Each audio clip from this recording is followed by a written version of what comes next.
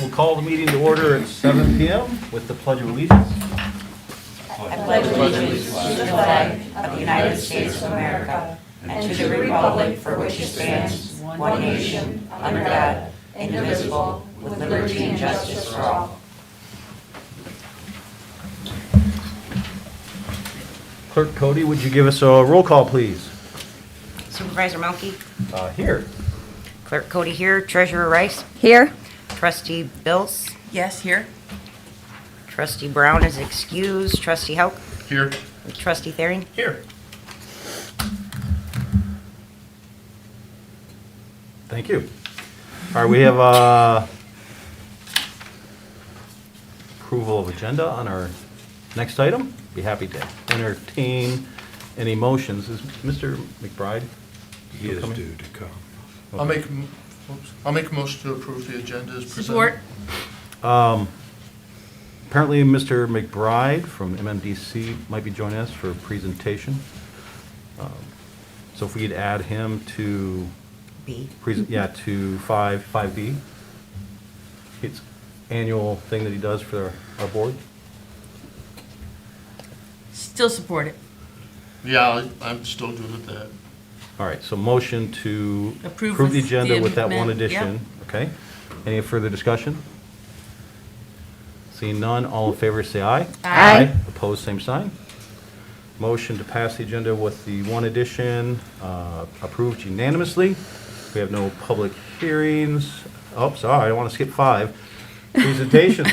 And we'll start with Mr. Nanny.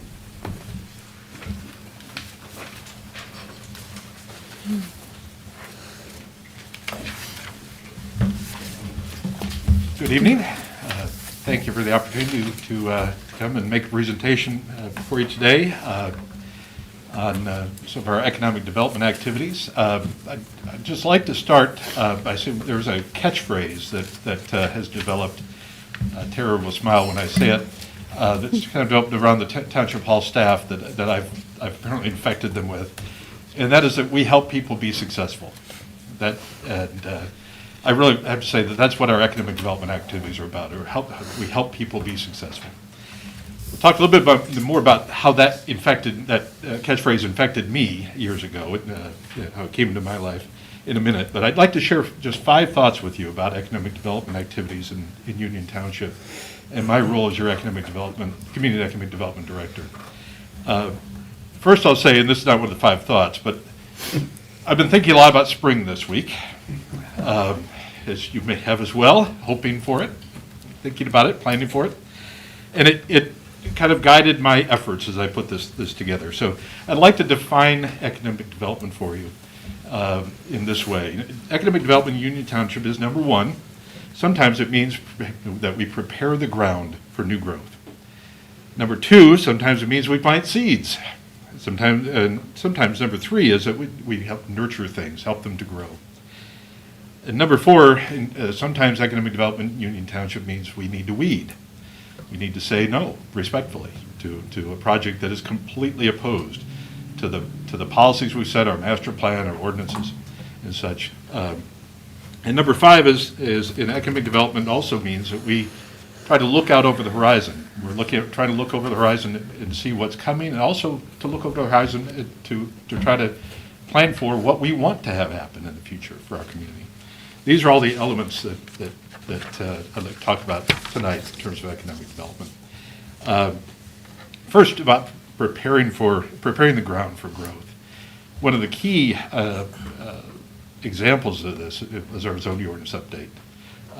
The ordinance that you adopted in 2020 and the punch list amendments we adopted last November, they replaced a 40-year-old document that was not giving us what we wanted.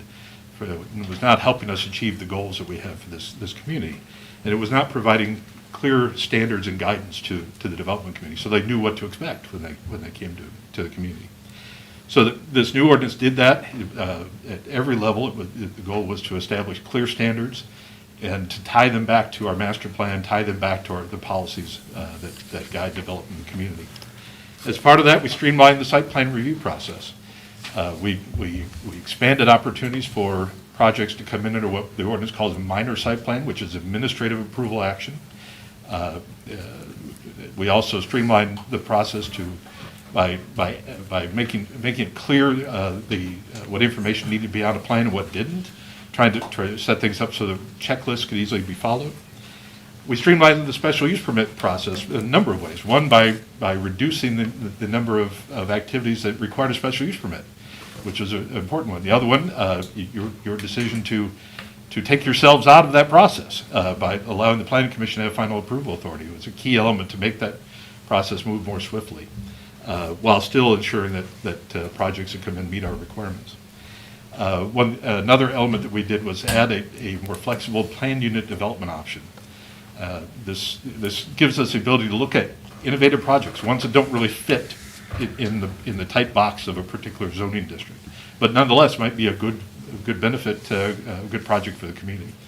So adding that flexibility gives developers new tools to work with, and frankly, new tools for us to work with, to work collaboratively with them. One of my favorites is actually a very small section of the ordinance. It's called Non-Conforming Sites. If you want to look it up, it's section 12.5. This section, though, although it's small, it's very short, has a big impact. It's designed to help us to be able to work with owners of older sites, maybe a 30 or 40-year-old commercial site, for example, one that was built to very different standards and doesn't meet many or maybe not doesn't meet any of our current site development standards.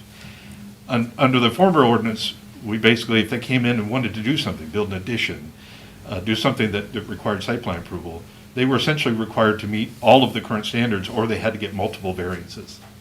This non-conforming sites provision says differently. It says that the Planning Commission has the ability to approve a site plan for improvements to an older site without fixing everything. And what it says is that we target certain things. Number one, it says fix the public safety deficiencies. They don't have barrier-free parking. If there's safety issues in how parking lot is laid out, or pedestrian access, or whatever that might be, fix those. And then beyond that, it asks for a few things to be done, but it has a broad menu of what those could possibly be. And often that menu of options, the project that the developer or the business owner is interested in, they can easily satisfy those things. And they can do it in a way that fits within their budget and fits within the scope of what they're seeking. That section of the ordinance actually talks about that whatever improvements are asked for need to be in proportion to the scale of the project that's proposed. This section also allows the Planning Commission to approve a timeline for getting these improvements done. So it might be a project where they get site plan approval now, but they may have a 1 year or even 2 year time frame to get certain activities done, so that it can be done in a way that fits within the budget. As I said, the section is small, but it has a big impact, and we've already used it on several sites in the township where we had people come in, and they were very worried when they initially came to us. We don't know how we're going to get this done. They were thinking, hearings and variances and all these horrible things. And when we laid it out for them, the comment was, well, that would be easy. We can do that. And that's what this section is intended to do, to help people be successful in making good improvements to these older sites.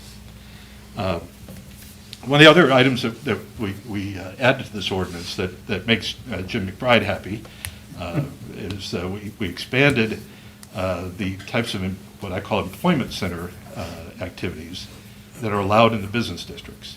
Business districts were essentially kind of retail restaurant oriented.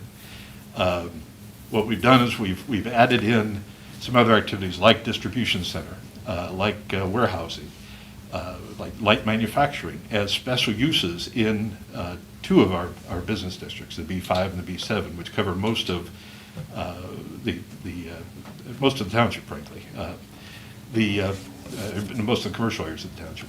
And what these are intended for is they are special use in these districts, so they would have to have a public hearing. The neighbors would be notified, but it creates opportunities to make more efficient use of land potentially. And it provides new opportunities for projects to come in, the types of projects Jim McBride is getting calls about on a regular basis. We now have locations for those. We have a very limited industrial district. There's a very limited amount of industrial land available, but we have a large area of commercial land. And so making this change in the ordinance provides new opportunities for growth, potentially, while still allowing us to protect the neighbors and create the kind of community that we'd like to have. Another example of preparing the ground is the work that our EDA board and you did last year in extending our DDA districts and approving the updated DDA district development plans and tax increment financing plans. Our East DDA district in particular makes significant investments in things like flowers and benches and irrigation and mowing and holiday lighting, banners and all these features that are all designed to create a distinct visual character for this district. That activity, while it can seem, some people call it soft activities. It's not hard. It's not building a street. It's not digging and building a sewer line. But all those activities taken together create this distinct visual character that helps prepare the ground the ground in that area to say we're ready for new growth. We're ready for businesses, the businesses to succeed and new businesses to come into the area. Our investment in street lighting, in particular our investment in new lighting under the US 127 overpass, also prepare the ground in that area by expanding the perception of safety in that area. Those street lights at night, you can walk along those sidewalks and feel comfortable. The lighting that's underneath that overpass, if you go through there at night, it's very comfortable. It's also bright. You can see where everybody is, and so it creates a zone of safety along that corridor that again helps prepare the ground for people to be comfortable in that space, even during nighttime hours.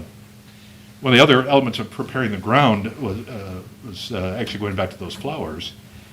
During the COVID-19 shutdown period in 2020, we were able to get the flowers put up and get the banners installed almost immediately after basically the governor let us loose to be able to do that.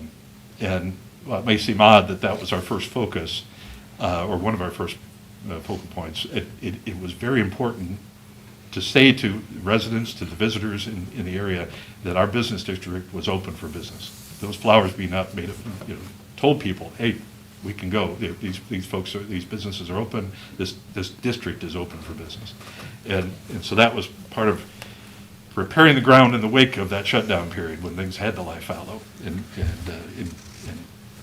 help prepare for new growth. Sometimes, as I said, economic development is planting seeds. One of the important ways that our department plants seeds is by being an information resource. We answer questions at all levels. As I said, we have this catchphrase of helping people be successful. Many times it's helping them by answering questions, by trying to connect them with the information or the resources they need. Sometimes that's well, you need to talk to X agency, or here's the number for the person you need to talk to at the road commission or at the drain commissioner's office. But it's providing that information. Much of what, on the academic development side of things, much of what our department does is meet with people. We meet with developers, with business owners and others on a regular basis to talk about proposals. People maybe just kicking tires, thinking about an idea. So we sit down with them and answer questions about what are the possibilities, what are the options, what are the rules, all the kinds of questions that we get asked on a regular basis. We also get asked, of course, things about the site plan approval process. What are the steps? How do we get from here to there? And one of the benefits of our new ordinance is that, as I said, that's much more clear. We can hand them the ordinance. We can show them the flow charts. We can show them the information charts. They can follow this and be successful. So that information element to this is an important part of planting seeds. We occasionally plant seeds in collaboration with other departments. I deeply appreciate Kim Smith and the Public Services Department. We had an example of that recently. A developer came in and had some very specific questions about utilities, and we were able to connect together with Kim, myself, and Peter Gallagher, our zoning administrator, over Zoom with the developer, and walk through it all. every question got answered. And the developer walked out and left that meeting with a plan. This is where I'm going. And they had clarity with Kim's assistance as to what they needed to do to be successful in dealing with those utility challenges they had. We've done the same thing on many other projects. We had multiple meetings about the county jail, multiple meetings about the Amazon distribution center we have now that we used to have to, say couldn't call it by name for a long time through that process. Even things like the Dollar General project, our new Dollar General on Pickard Road. It doesn't seem like a big thing. Dollar General is a simple retail store. But through this process, one of the ways that myself and our staff try to magnify people and from an economic development perspective is we try to help people understand what's expected. We try to help them understand that we do have standards in this community, and we're proud of this community. That's why we've established standards in the zoning ordinance. It's why we've established our master plan and the guidance it provides. We're proud of this community, and they should be proud of it too, to be a part of it. If you've seen a Dollar General out in some of the more rural parts of the state, you've seen the brown box. You don't have a brown box on Pickard Road because we helped them understand that they needed to do better. We didn't have any requirement in the ordinance that they needed to do better, but I just encouraged them over and over again. At every step along the way, we said, look at what's out in front of you.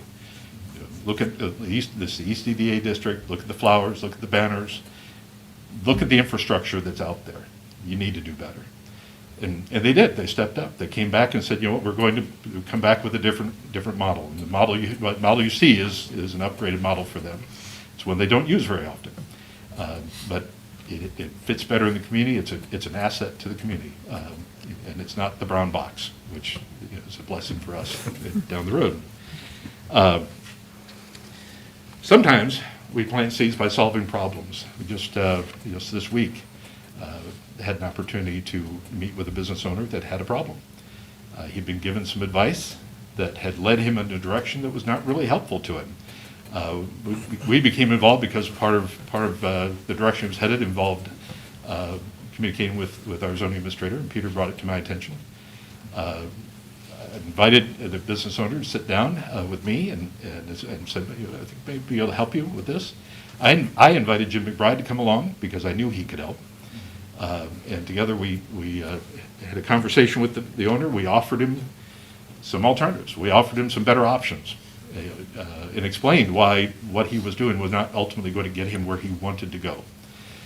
We also were able, in our discussion, to identify some roadblocks that he had, that he, sort of some things he needed to work on and get taken care of, things he could do, but he hadn't realized he had that roadblock yet.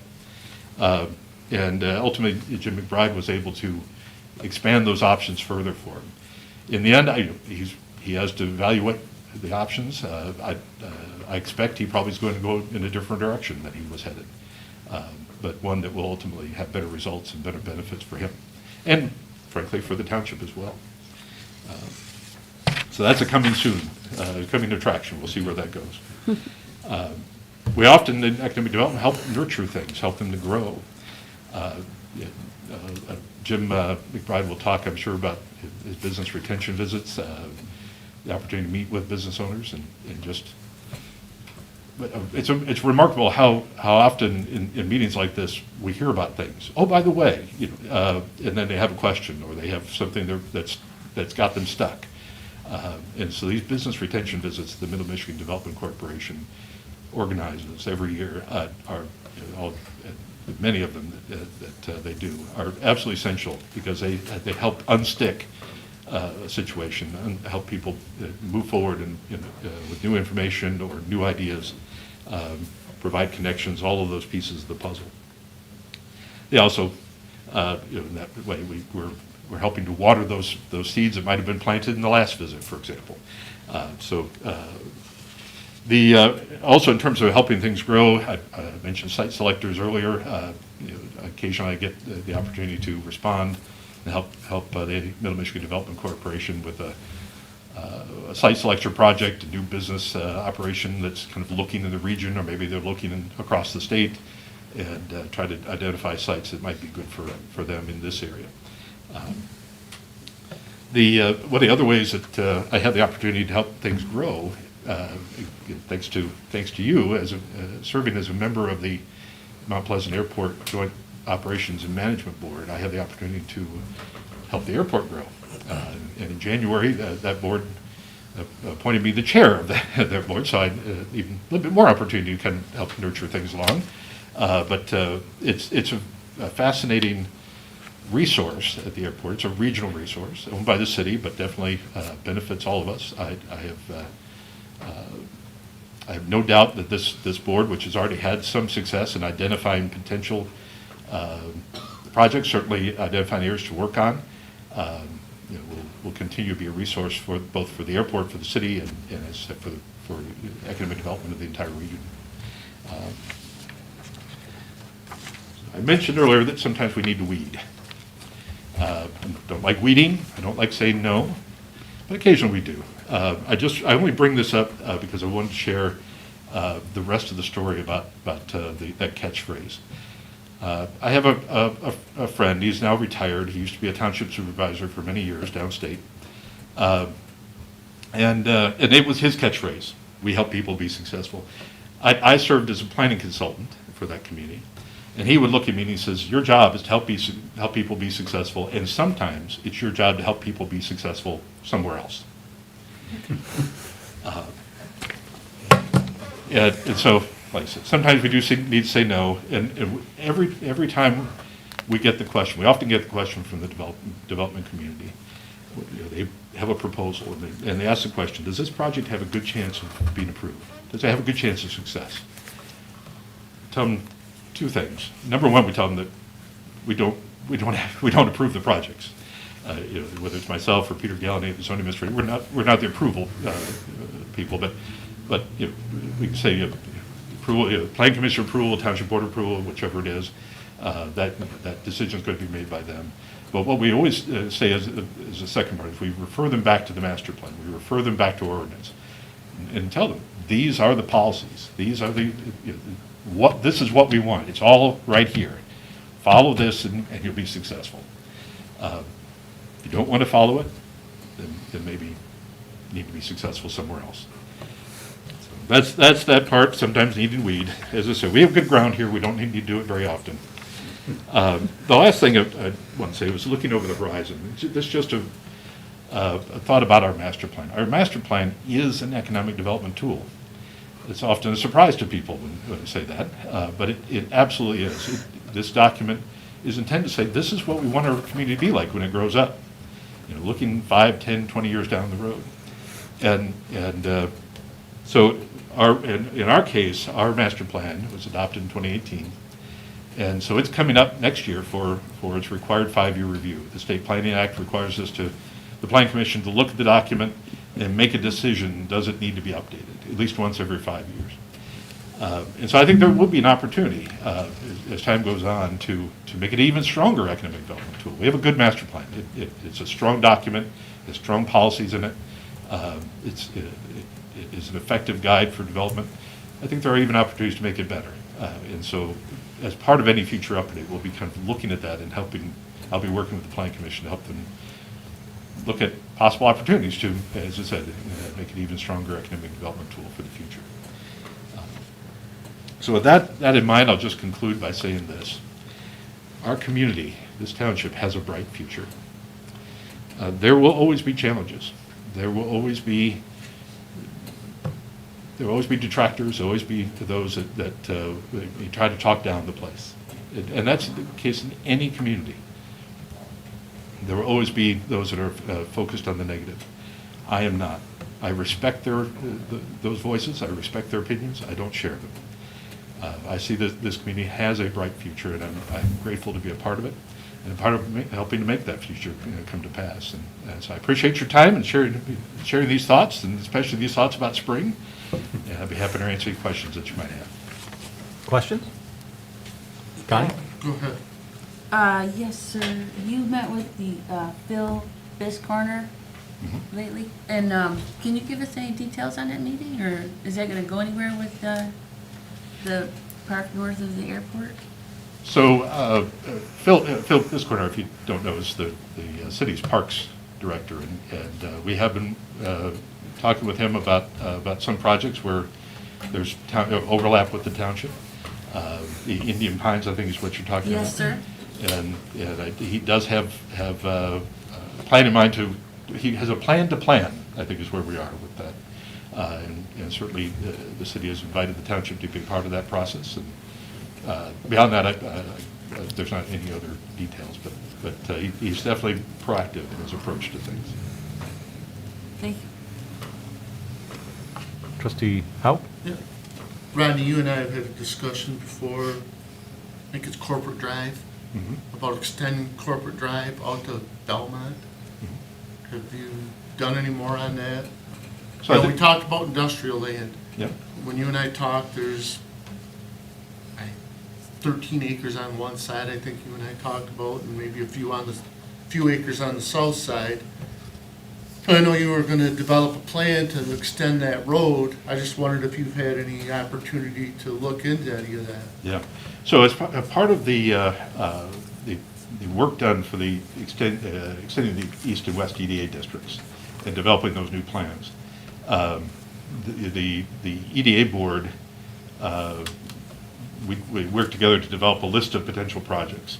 And those projects ended up being incorporated into what our project consultant called implementation strategies. And there's an implementation strategy for the East EDA and one for the West EDA. That area over there, only a part of it, only a small portion of it, was in the East EDA district.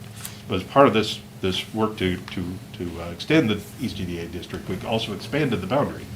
And we expanded it to include all that industrial zoning over there.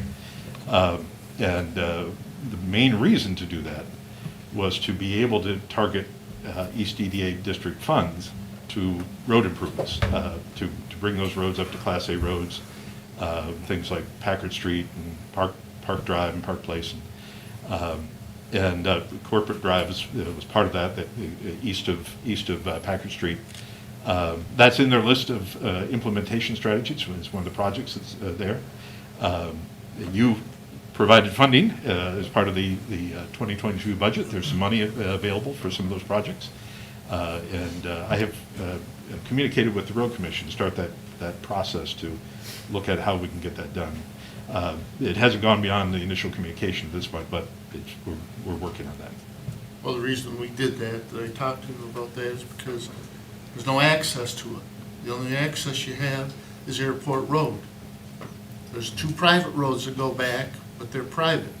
And we're discussing that, or I know we've got issues with that, but if we can extend Corporate Drive out, it would be a great access road if somebody wanted to do something back in there. Because right now, there's nothing. You got Airport Road that isn't the greatest road, No. so. At all. Yeah. All right, thank you. Other questions? I had No. one. Yes, Trustee Bills? So, in the manager's report, he said that for the Parks and Rec Master Plan Update Project, you were researching and preparing an initial draft of survey questions. What is that? Is that a survey going out to the public, or? I don't even know what that is. Well, you're taking away from my next presentation. Oh, I'm sorry. Planning Commission, I'll share it. So as part of the Parks and Recreation Master Plan is a document that is developed basically along guidelines set by the Michigan Department of Natural Resources. The reason for that is that if we follow their guidelines and they accept the plan, it allows the township to be eligible for grant funding from the state of Michigan. And part of those guidelines are robust requirements related to public participation. There's a public hearing process that's required, but they want to see more. The previous Parks and Rec plan was approved back in 2010. They had a survey process in there. And so we wanted to look at having another survey. It's not the same survey. We're not updating the same questions. They had a little different focus in It is also a telephone survey, which is far more of a challenge today than it was then. But we wanted to identify, are there things, and in this, the we is the Plan Commission. We're working with the Plan Commission as the kind of the public body to bounce ideas off of and for them to serve as our vehicle for public participation. And also ultimately to make recommendations on this plan to you. You are the final approval authority for Parks and Recreation master plans. You will actually hold the public hearing on it, but they're going to serve as a recommending body.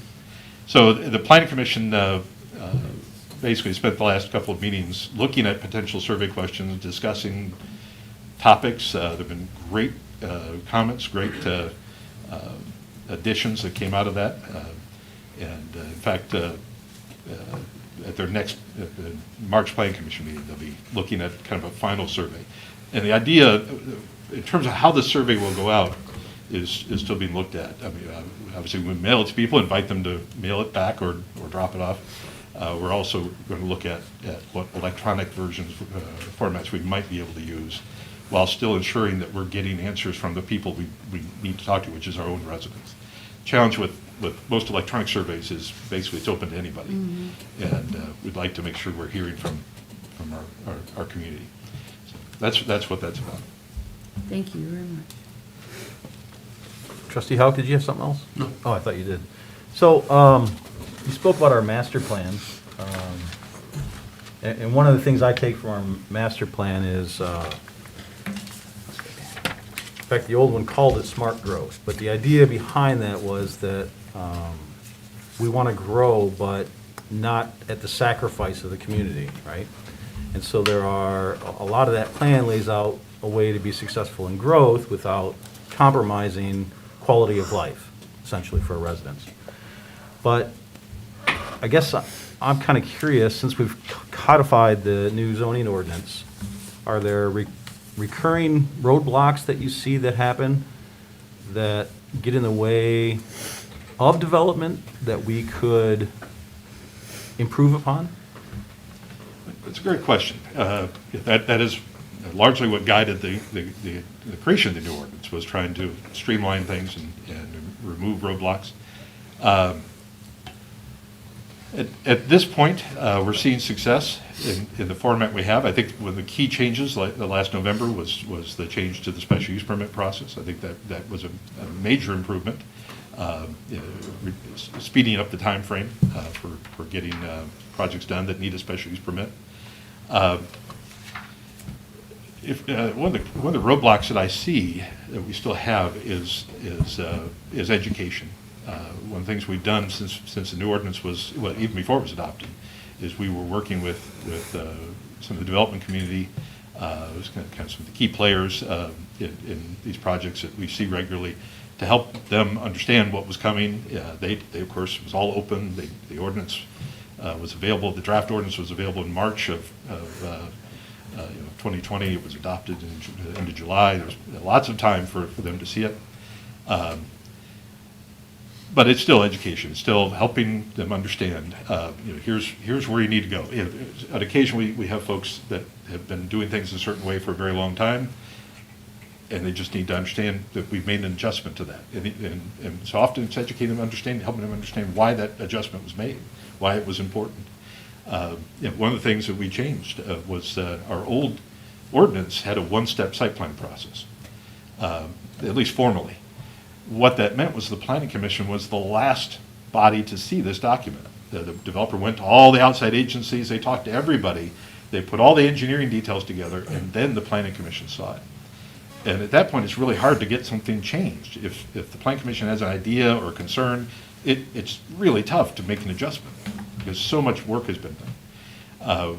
We created a two-part site plan process. It can look like we made it longer, but in reality, the whole goal was to make it easier. So now the preliminary site plan comes into the Plan Commission first. They get an early look. And so their comments, their concerns can be addressed by the developer before they go to all those outside agencies. They have that information in hand as they're working on the engineering plans that then come back for final site plan approval. We found overall that it's made the process smoother for the vast majority of folks who come through. But it is definitely something that we've had to be continually educating on. Thank you.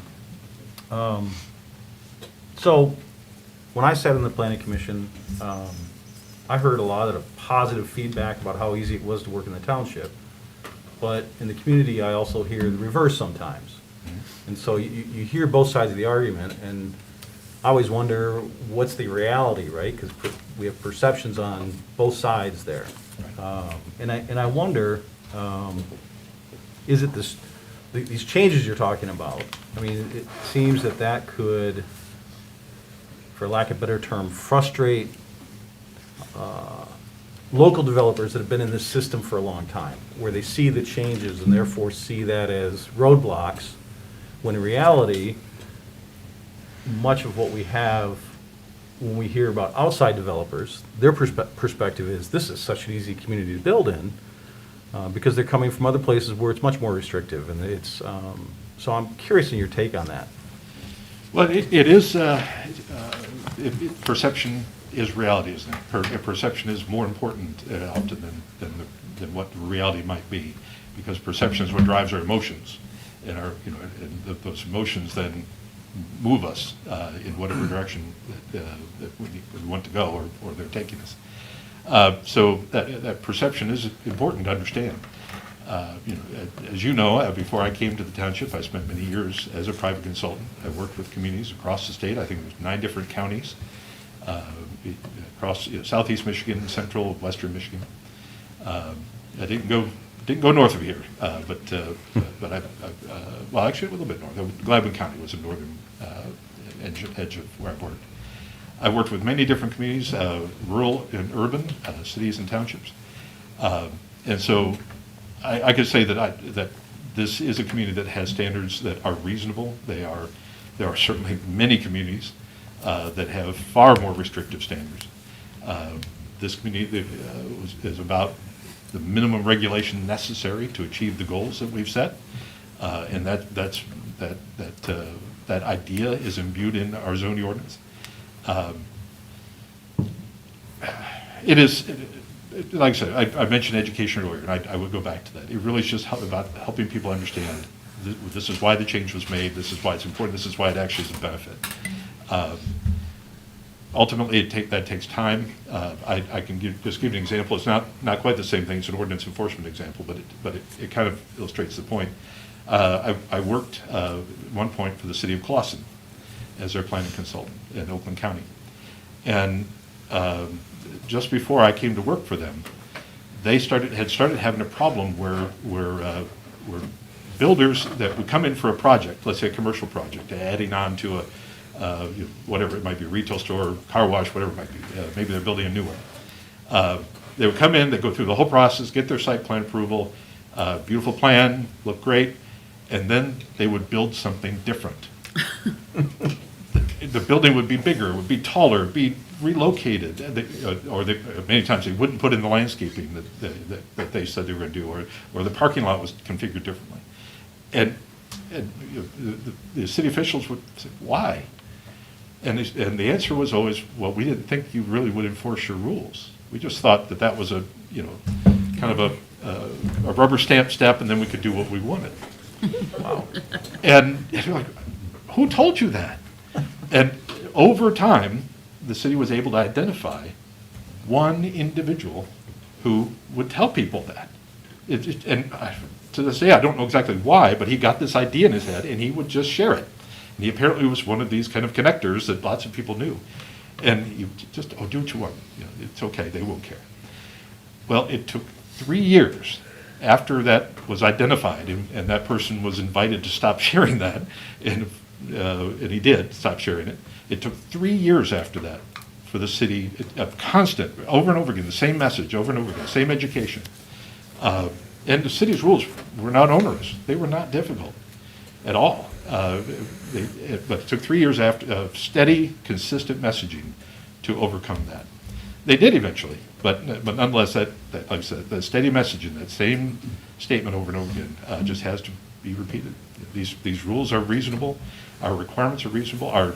The fees we charge although we did increase them, to kind of bring them up to us, closer to what our costs are to review site plans and other things. They are not onerous in any way. Most communities charge far higher than we do. So that's the message. We just need to keep sharing. Yeah. Thank you. Other questions? Thank you very much. You're welcome. Thank you. Thank you. Thank you. Mr. McBride, welcome. Thank you. You're welcome to take the floor if you'd like.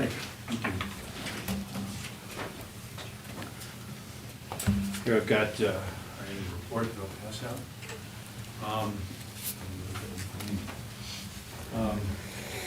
Yeah, it's a delight to be here this evening. And I want to start off, before we get into the annual report, I really appreciated the number of comments Rodney made. And, we talked about a company, that we both visited this week, an owner whose business is going through transition. And that's all we can say right now, folks, because so much of what we do flies under the radar. We can't talk about it. You wouldn't want us to. But you'll be hearing more about this down the road as that's straightened out and we see some expansions going on. But that's a lot of what we do. So much of what we do goes under the radar. But if you take a look at page 3 on the annual report, this is just a summary of some of the activities from last year. Company visits totally in our 2 counties that we represent. Don't forget, we currently have 2 counties that we represent, Isabella and Clare counties, 184 company visits, 404 company assists, which would mean that in each company visit, there's usually more than one different ways in which we assist them over a year. Over $40.1 million in local investment, and this is self-reported by the companies. So this is just the companies we call on, and announcing that they invested over $40 million last year. New hires, 624. A lot of that is in one company. We'll get to that in a moment. There's a letter from me and the big picture and all the stuff that we do, but flip over to the next 2 pages. Every 3 years, we update our strategic plan, and we just recently did that. It was voted on in December.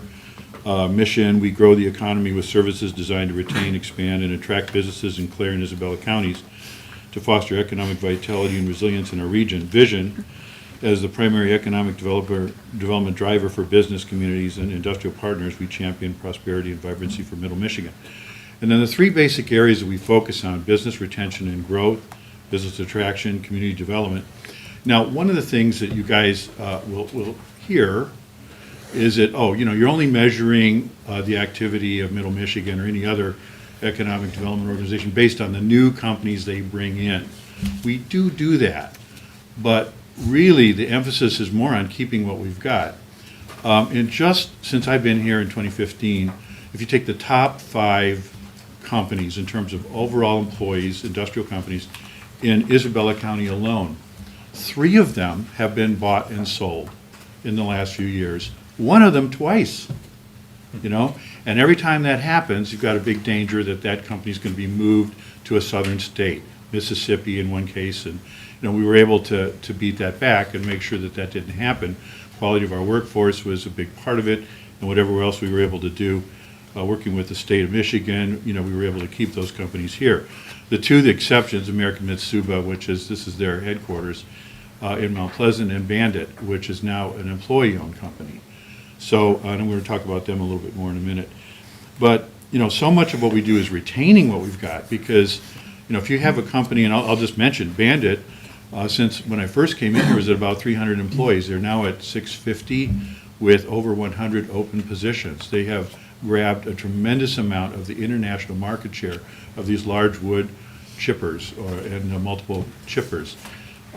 That's tremendous growth. It would be I'd be very hard pressed to bring in a company that that net increase of about 350 jobs. Be tough to bring a company in that would equal that. And this is a homegrown company. And by the way, it's an ESOP, employee owned. They're not going anywhere. So it's a great story.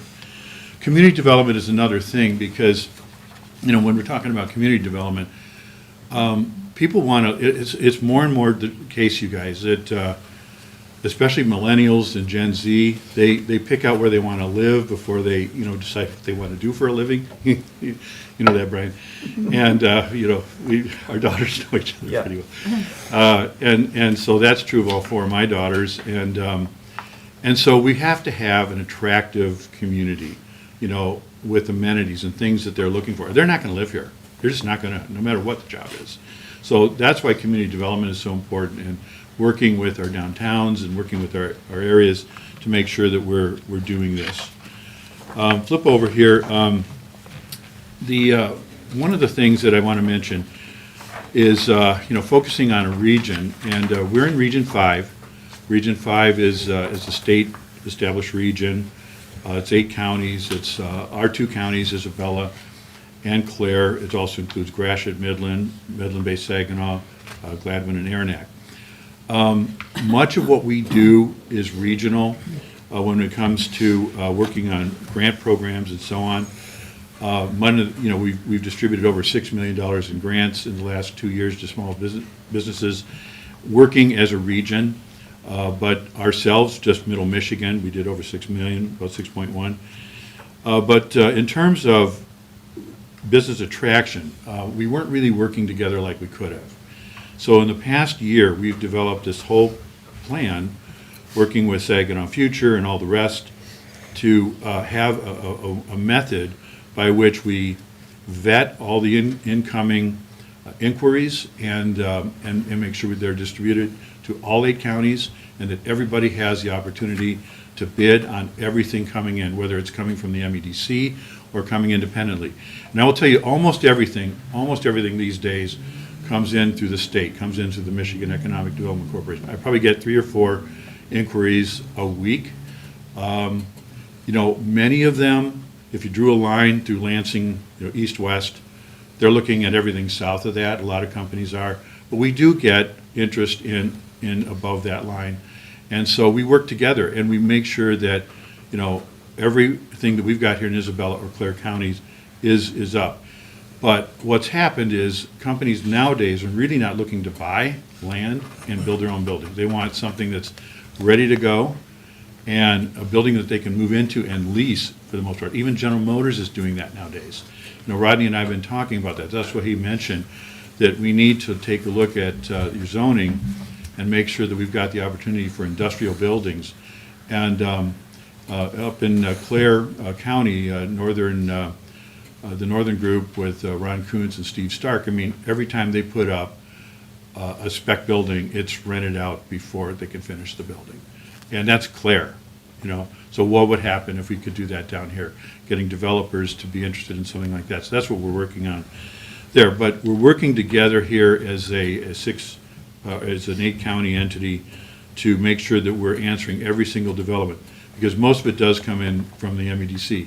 The urban legends that, people come to town and talk to the local economic developer. Maybe that was true 20 years ago, 30 years ago. That's not what's happening now. The only inquiry I've had in recent years is Amazon. I got a cold call one day from Kyle DeGallo, and he said, we'd like to talk to you, see if there's a building somewhere in your area that would be conducive to a last mile distribution center. So we went to work. We found a building right behind Home Depot that Federal Fluid Power had moved out of. That was available. Talked to Ryan Smith, the owner of the building. The problem was when Home Depot was zoned previously, they went a little further back and they included that building as commercial, so it had to be rezoned for distribution. And Amazon was hot to trot. They wanted an answer really fast, and the normal process was going to take a little longer, a lot longer than they wanted. So, and kudos to Rodney and Mark, and, we got that through in record time, you guys. We really did. And Amazon was impressed with that, and they moved in. They're in there now. So what last mile means is basically what Amazon does is they bring in their packages for an area like the greater Mount Pleasant area. Really, it's serving Isabella and Clare counties. And they'll bring in the trucks, drop everything off at UPS or the post office for local delivery. Well, now they're using their own trucks, their own vans. So you're going to see those brown Amazon vans around town. So it actually often cuts off a day for a delivery, so that's a good thing for the consumer. And we're happy to have those 45 jobs here too, so, yeah. The other thing I'll tell you, which is exciting, is what they often do, and Kyle told me this, that they will get into a community like this with the last mile distribution center, and as time goes on and they build that up, they can expand that center. So, and there is room to do that. That was one of the things they were making sure that they had the room to expand that, and they do. So that's going to be a good thing. I'm not going to go into all of this. If you flip over, Quentin Messer, who is the head of the MEDC, he was in the area recently. We zoomed through. We did 5 company visits and a luncheon at the CMURC, Aircraft Precision in Ithaca, Bandit Industries, American Mitsuba, Advanced Battery Concepts, Sinclair, St. Cobain, and Beaverton, and that's a little story about that. He's coming back to town on March 16th. He's going to spend almost a whole day with me and my staff, and we're actually leaning on us pretty heavily as they're redeveloping their plans for reaching out to rural Michigan, because so much of what the MEDC does, honestly, it is focused on the urban areas, and he views us as sort of the rural leaders. So he wants to make sure, as they're finalizing their plans and their reorganization that they're currently doing, that he wants to run all that by me on the 16th before they finalize. So I'm really honored that we've been asked to do that. Page 11, I've already talked about Amazon, so please drive by, check that out. It's great. We're so proud of that. Next 2 pages, 12 and 13, we talked about Bandit. That is such a tremendous story, and they're continuing to grow. They would hire over 100 more people if they could find the labor, and and they're hoping to be at 800 employees by the end of 2022. So that's just incredible growth, incredible. Skip over some of the rest of this. If you want to go to maybe page 19. We've got a program that we're working on, and this is one that we've been asked to administer for all 8 counties in Region 5. This is a $745,000 grant from the MEDC to train 200 people working with Delta College and Mid-Michigan College. Specialized training. So this is really training outside of what Michigan Works normally does. So this is specialized training through the company. So in other words, a company can actually get their employees trained to this program instead of focusing on the individual and enriching the individual, which is generally how Michigan Works operates. It's really the individual oriented. This is company oriented. So we're really happy to be able to administer this grant for all 8 counties. Then 20 and 21. Yeah, Katie Mora is my vice president. A lot of you know Katie. She's great. I just finished up my year as president of MEDA, the Michigan Economic Developers Association. That was about 500 members of that organization. And this last year, Katie got the Enthusiasm Award for Economic Development. And this is voted on by 500 members. So she's impressed a lot of people from all around the state with her dedication to economic development and to rural development. So she got that award this year. We also received the Pineapple Award from the Convention Visitors Bureau for, in their words, basically saving some of the local tourism business with some of the grants that we distributed. So I don't know if that's too strong, but I do think we helped, and so we got that award from the CVB this past year, and that we're proudly showing that in our lobby. I think the next page 23, want to mention the Consumers Energy Citygate, and I have to apologize here because we were working off of the Consumers Energy press release, and they said Mount Pleasant, Mount Pleasant, Mount Pleasant instead of Union Township. This went to print before we caught that mistake, and so the electronic version, which more people see than see the printed version, is correct, and it mentions Union Township throughout. So again, sorry about that. But we're really proud to have that Citygate here, and it's tremendously improved the safety and efficiency of the gas, natural gas coming through this area. So we're very happy with that. I think this, the next couple pages, there's some quotes from a number of people that we work with, Consumers Energy, the CVB, Tracy Connolly from the City of Harrison, Jeremy Howard, City of Clare.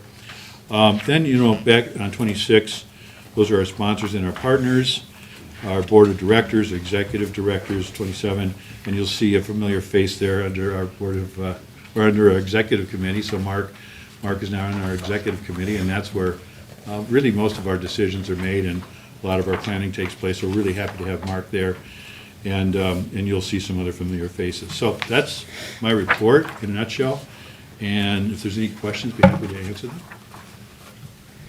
Yeah. Happy to entertain any questions? Great. Thank you. You were saying that the 624 new hires, Yeah. what was the one company we're gonna go back to? Oh, I'm sorry, Bandit. Bandit's Okay, worth, okay. over half, Right. about half of Sorry, it. Yeah, I figured it was Bandit. yeah, no, Bandit's, yeah, that's a big chunk. Yeah, we're so proud of that story. They've been great.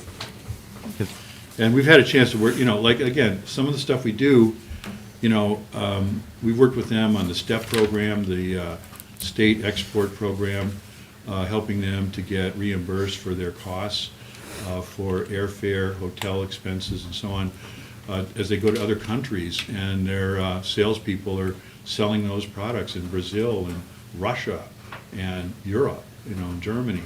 I mean, those Bandit machines are going all around the world, but it's expensive to travel, so we're able to get some money through the MEDC to help them with those expenses and helping them with Broomfield Township with the tax abatements as they expand. So that's the kind of stuff we do, every day. He's got his own satellite for internet. What? Doesn't he have his own satellite for internet? Yeah, I think. He does. Okay.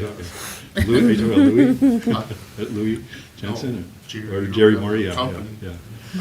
I've been with him before. Yeah. How did you get internet access? He said, well, we have one up there. He's got his own little airstrip, too.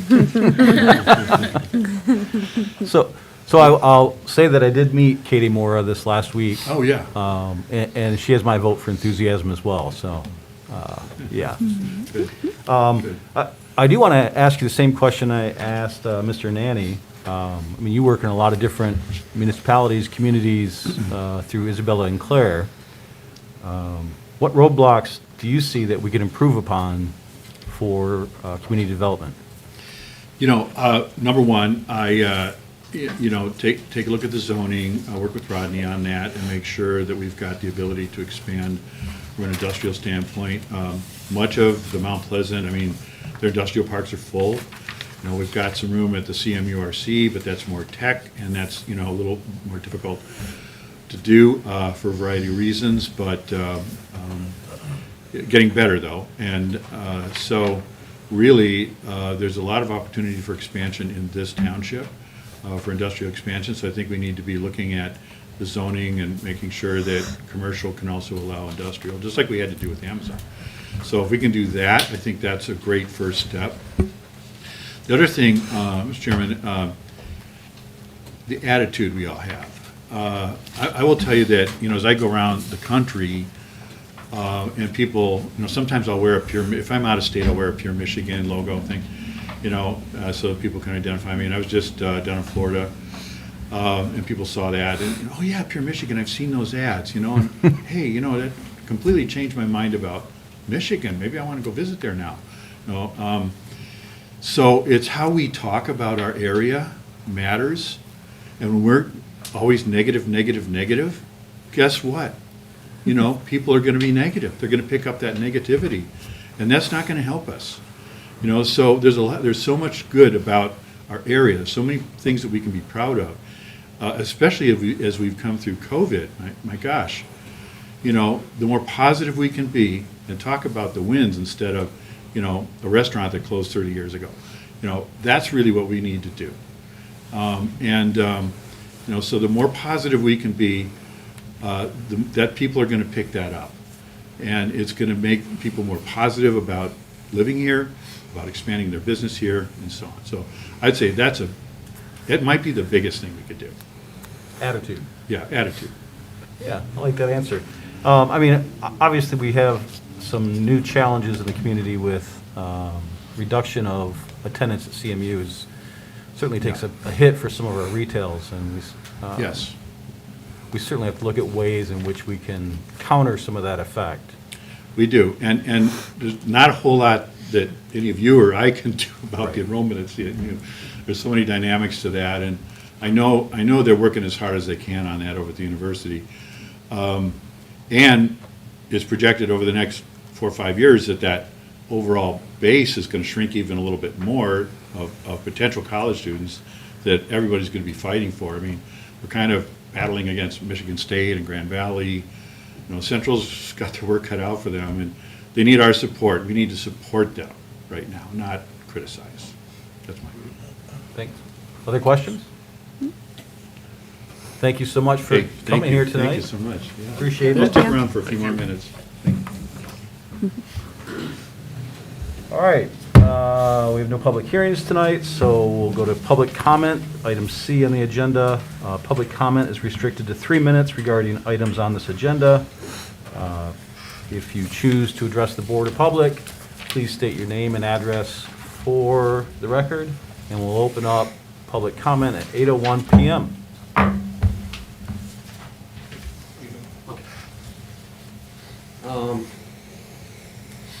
Hand out copies as I was asked to do. Thank you. Thank you.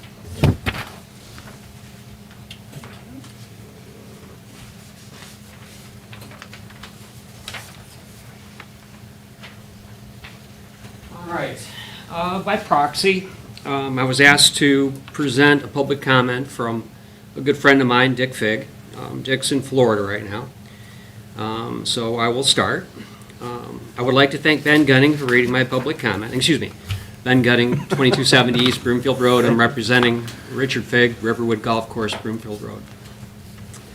I would like to thank Ben Gunning for reading my public comment. This is Richard Figg, Union Township business owner and a resident from 1960 through today. I have a deep affection for Union Township, a township I consider one of the brightest in our county. We have problems, we solve them. We face obstacles, we overcome them. We set goals, and we achieve them. The goal of our township has always been to improve the infrastructure of our residents. Stormwater control and road building for me are at the top of the list, which can improve infrastructure and quality of life for our residents and those who visit and pass through our Township of Union. I have long believed the western corridor of M20, Lincoln Road, and Broomfield are the gateway routes to the much-desired destinations of Mount Pleasant and Central Michigan University. Regarding the Lincoln and Broomfield Road intersection upgrade, there is no doubt this has become a protracted project. All the reasons for this have been redressed many, many times. For this reason, we need to stay focused on our goal, which is build a road needed for today and equally as important a road for the foreseeable future. This road project has been identified many, many years ago.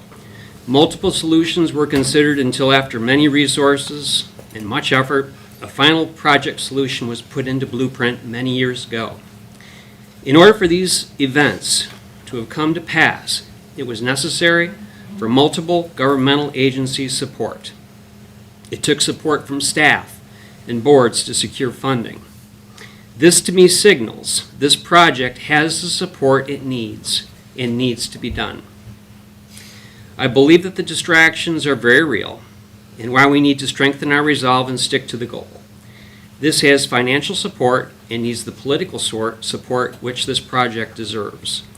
This improvement will mean better safety, more enjoyment, and this road improvement will most certainly improve infrastructure and quality of life for our township residents. I want to urge all involved here to resist pondering the negative and instead focus on the positive and accomplish this goal, which we know and agree is needed. Thank you. Thank you. Thank you.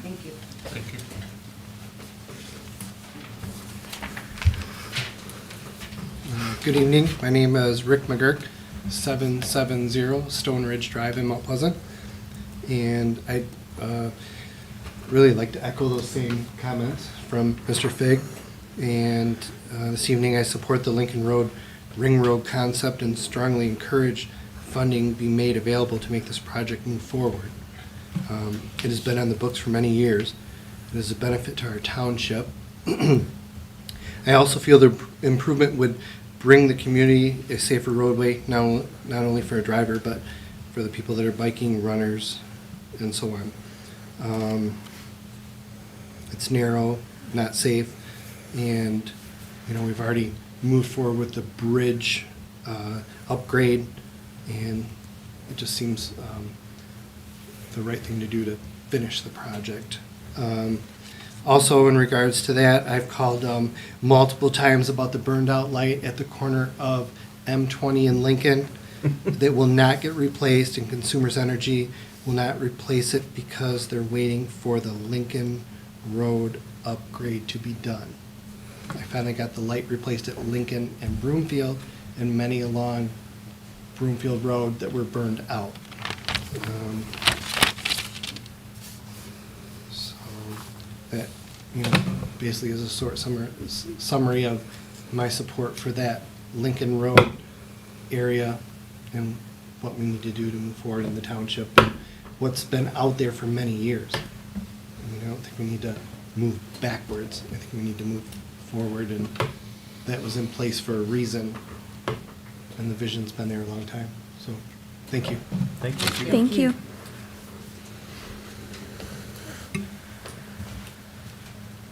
Hi, I'm Jeremy Sheets. I live at 1740 Leroy Lane, which is just off of Lincoln Road. I travel Lincoln Road daily.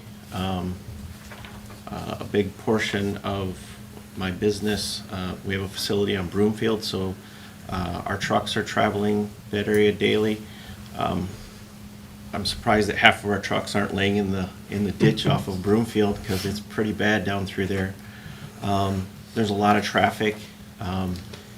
My wife is an avid runner, and she won't run from our house because of the traffic and the safety issues along Lincoln. So she gets up at 4:30 in the morning, drives to CMU and runs from CMU, gets her run in, and then comes home. So it would be really nice if she'd be able to leave from our house versus having to drive. But the amount of commercial traffic that's on there, and the amount of people commuting to and from work, to and from school, is quite high. I mean, I'm always amazed sometimes when I come out to the intersection of Leroy Lane and Lincoln, and I almost want to start my stopwatch, because I swear I'm there sometimes for 3 to 5 minutes waiting for a break in the traffic to get out. So it would be nice if we had a larger road to get the traffic flowing through there better, and make it easier to get in and out of our subdivision, as well as the safety for the people that want to bike and run, and all of the traffic from the numerous businesses that are based right in that area. So, thank you. Thank you. Thank you.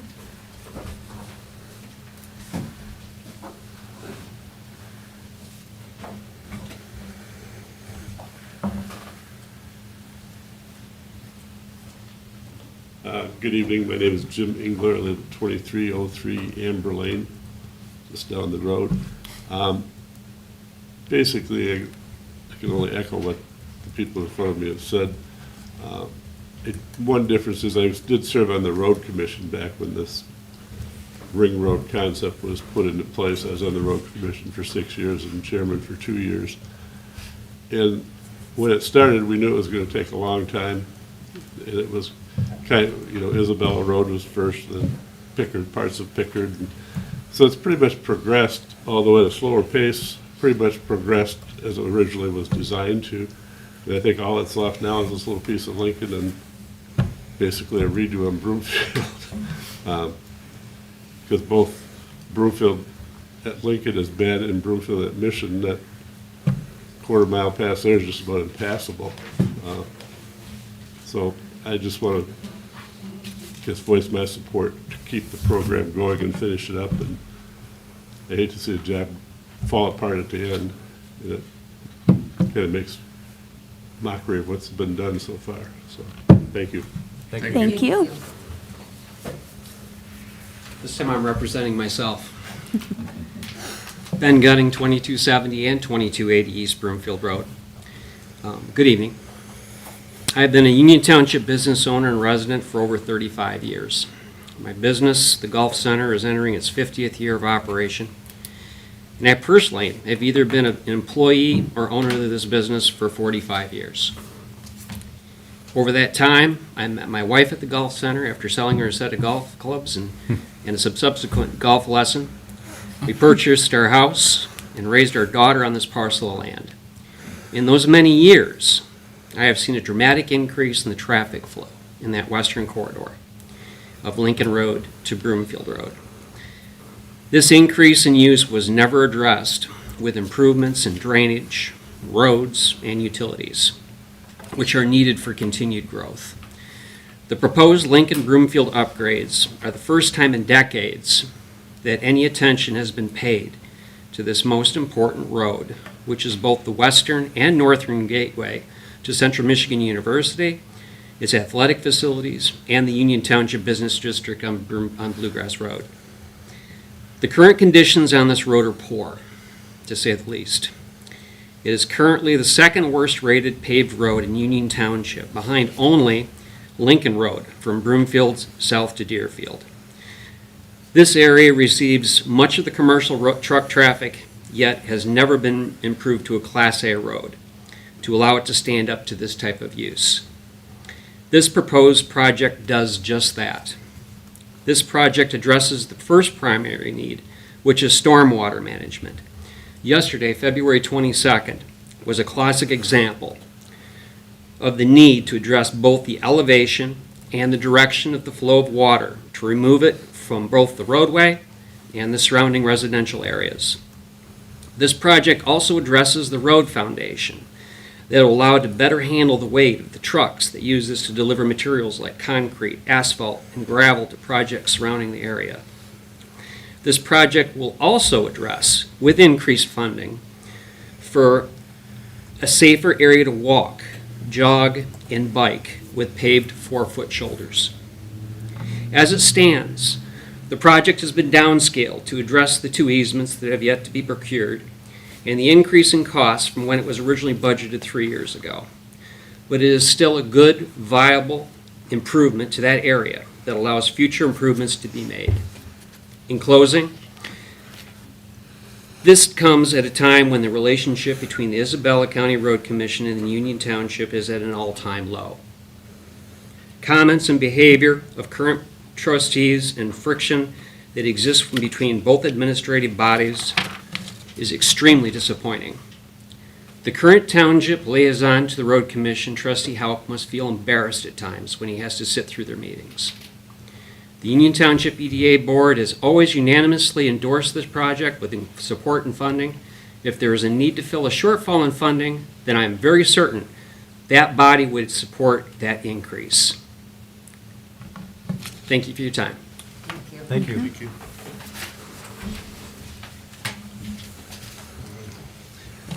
Real quick, and on behalf of my brother Chuck McGurk, who's not available to be here this evening, and our McGurk family of companies, the McGurk Mini Storage, the McGurk Sand and Gravel, and the Dozer's Deli, we just would like to echo the many comments from this evening and how important it is that we see that project move forward. And as a personal note, I'm also a runner. I drive to the cabin and run through that way because I will not do the Broomfield or the Lincoln run myself. Thank you. Thank you, Rick. Thank you. Thank you.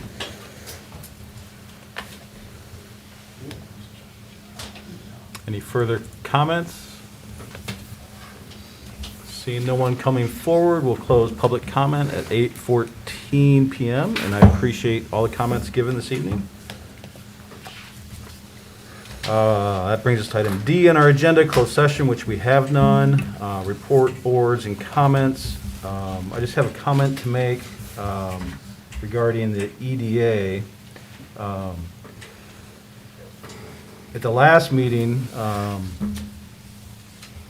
we were unable to make a quorum, mostly because we have quite a few members that are snowbirds, and during the ability to do remote meetings, that made it a lot easier for people to attend. So anyways, as a result, we didn't have an EDA meeting, but the chair brought up the idea of desiring to scale back the size of the EDA to 9 members, because our charter allows for 9 or 11. And so I had discussions with the chair further on that issue, and some of the feelings were that 11 voices is a lot of voices when you're on a board, and that we could be more efficient. 1 is 9, bless you, and might be able to better deal with potential attendance issues with a smaller board and filling those spots, because we have a much smaller pool to draw from regarding appointments to the EDA, being that they have to be within, generally have to be within the districts. So what I'd like to do, I know this may be a new idea for some, but per discussions with the chair, I also talked with Mr. Nanny some on this.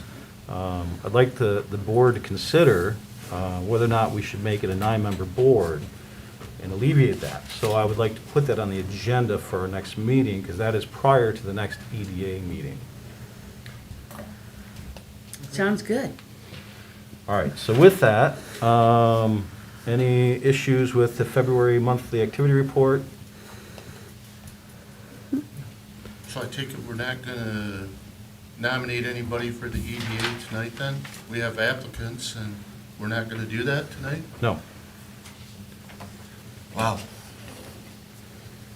You know why people don't wanna do the EDA? Because they don't think they're gonna get nominated. I gotta tell this board, I'm not gonna name names. Rick Bars and I, last week, contacted 6 people. None of them wanna do it. A lot of these guys, I'm gonna say the average age is probably 40 years old. None of them wanna do it because they don't think this board will nominate them. We have an applicant that's willing, and we aren't even gonna nominate him. So, next thing we know, when half of these other people their terms are gonna be up, we're gonna go from an 11 board to, hey, we can't get enough people, let's go to a 7-member board. So, that's just my comment, thank you. Thank you, Bill. You're here. With that, move to this item C, I guess EC, on our agenda, Planning Commission, EDA, Sidewalks, CBA updates. Mr. Nanny, you have the floor. Thank you very much. Chair, as you already mentioned, the EDA board did not have a quorum for their meeting. The Planning Commission, which met the same night, did have a full commission present. They had 2 items on their agenda, both of which you will eventually see. One we've already talked about, the Parks and Recreation Master Plan. They were predominantly looking at that proposed survey. If you'd like to see the questions as they saw them, they're certainly as part of the board packet. There'll be an updated set of questions for their March meeting that they'll be hoping we'll finalize for that.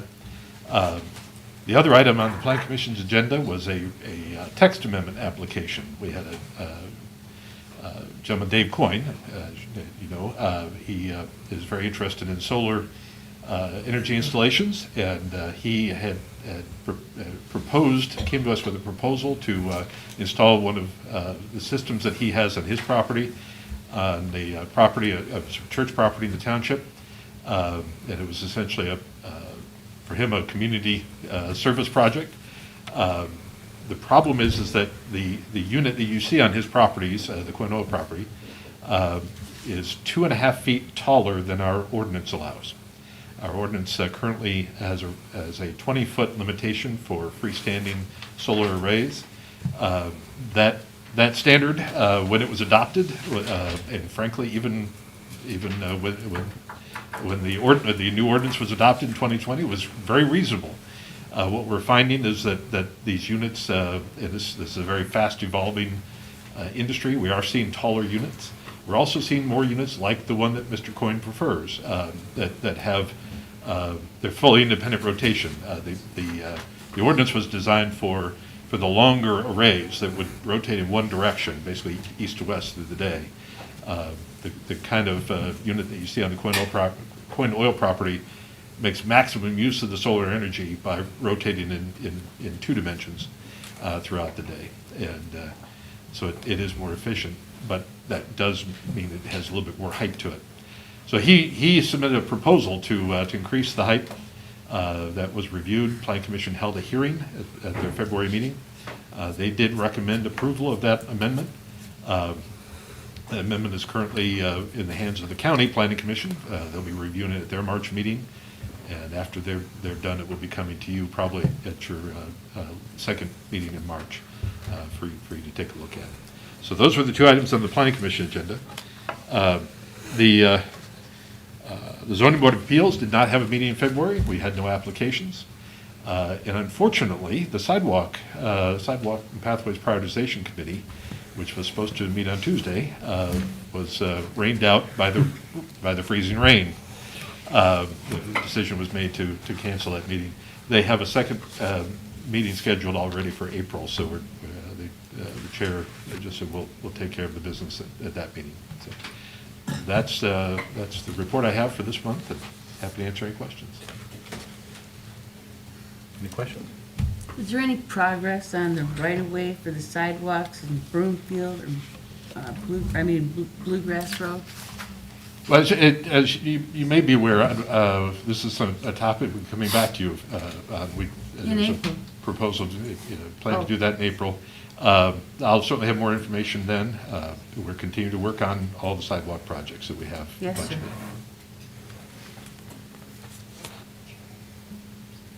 Any other questions? Seeing none, thank you very much again. Had a busy evening tonight.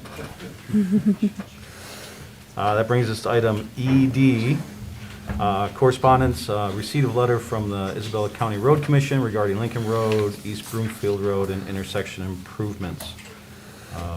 As I understand it, you had a meeting today with the manager. Do you have any information to add, or nothing new?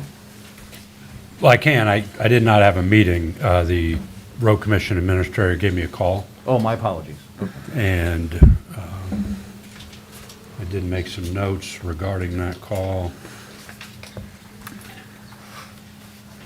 So some of this is going to come from recollection, others is going to come from the call that I had today. The original design, I want to say, was $2.5 million. It may have been 2.9. I was not prepared to come and speak to this in detail, but we've lost some revenue over the last couple of years. Lost some state revenue from MDOT.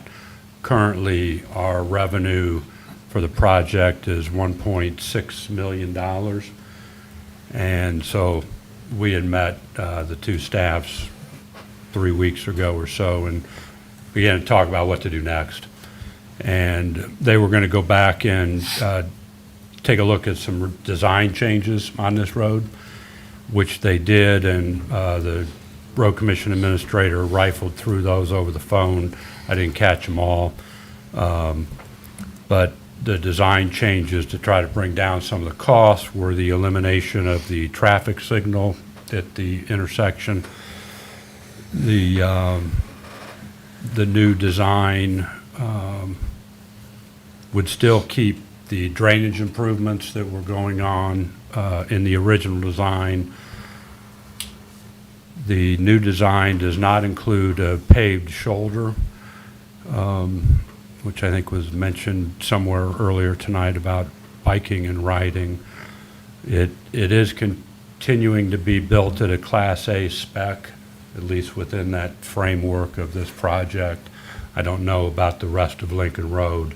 I don't think Lincoln Road, for instance, from M20 north is a Class A road. So you might get a 3/4 of a mile or so of Class A once it's all done. No discussion on the northern section north of the river. The new design would be almost $2 million, 1.997. That leaves an existing shortfall of about $360,000. If you did want to consider paved shoulders, you'd add another $125,000 to that shortfall that would need to be identified and provided for. In order for the project to be done by the end of September, they'd be looking at bids, sending out bids March to April. The MDOT funding of $375,000 must be committed by September 30th. That means obligated. It doesn't have to be cash spent, but it has to be obligated. There's some other state funding in the amount of $600,000. I'm not sure what exactly that source within the state is, but that $600 must be actually spent by September 30th, which is a higher level than just being committed. The suggestion was that the road, Lincoln Road, would need to be closed in order to get the project done by 9:30, by September 30, as opposed to just some lane closures, that the entire road would be closed. And then I'd asked at the end of that conversation to be provided with some updated drawings, and I received a drawing. I'm not sure it's the engineered drawing. I don't know what to make of it. It's, you print it out on the 8.5 by 11 paper. You can't read it anyway. So that's the recap of the conversation that I had with the road commissioner at around 3:30. Thank you. So we did hear some comments tonight regarding, non-motorized transportation, whether it be running or bicycle pathways along the side. So what I just heard, you said about 125,000 if we were to choose to do that? Yes, and that, as I understand it, is to provide for a paved shoulder. Right. Let's not confuse that with a dedicated bike path or anything. It's just some pavement to the right of the white Right. line. And it's only applicable to that section of Lincoln and Broomfield that the road commissions are working on. Correct. It would be just halfway up Lincoln, right? And a quarter mile or so up Broomfield. Oh, so they're talking there as well, okay. Okay, Three legs under their project is the intersection. Run it out east and west, north and south, certain number of feet. That's where they're working on. 3 of those legs would have paved shoulders at an additional cost of $127,000. The north leg would not. I'm sorry. South leg. South South leg leg, would okay. not. Yeah. And this redesign with the paved shoulders, the phrase that was used was, would not require easements. I don't know if that means it would not require any easements or just any more easements. that was my than- next than question. attained. I Yeah. don't know. Yeah, that was my next question, was about easements, so. Are there other questions? Yeah, are we gonna vote? Are we gonna approve this, or when are we gonna approve this? It's already It was done. already We have approved. money, I meant- money in well, the budget for it. Okay, the manager said we have to approve this every year. Didn't you say that? We have to, Approve whatever. this, reapprove this plan for the road?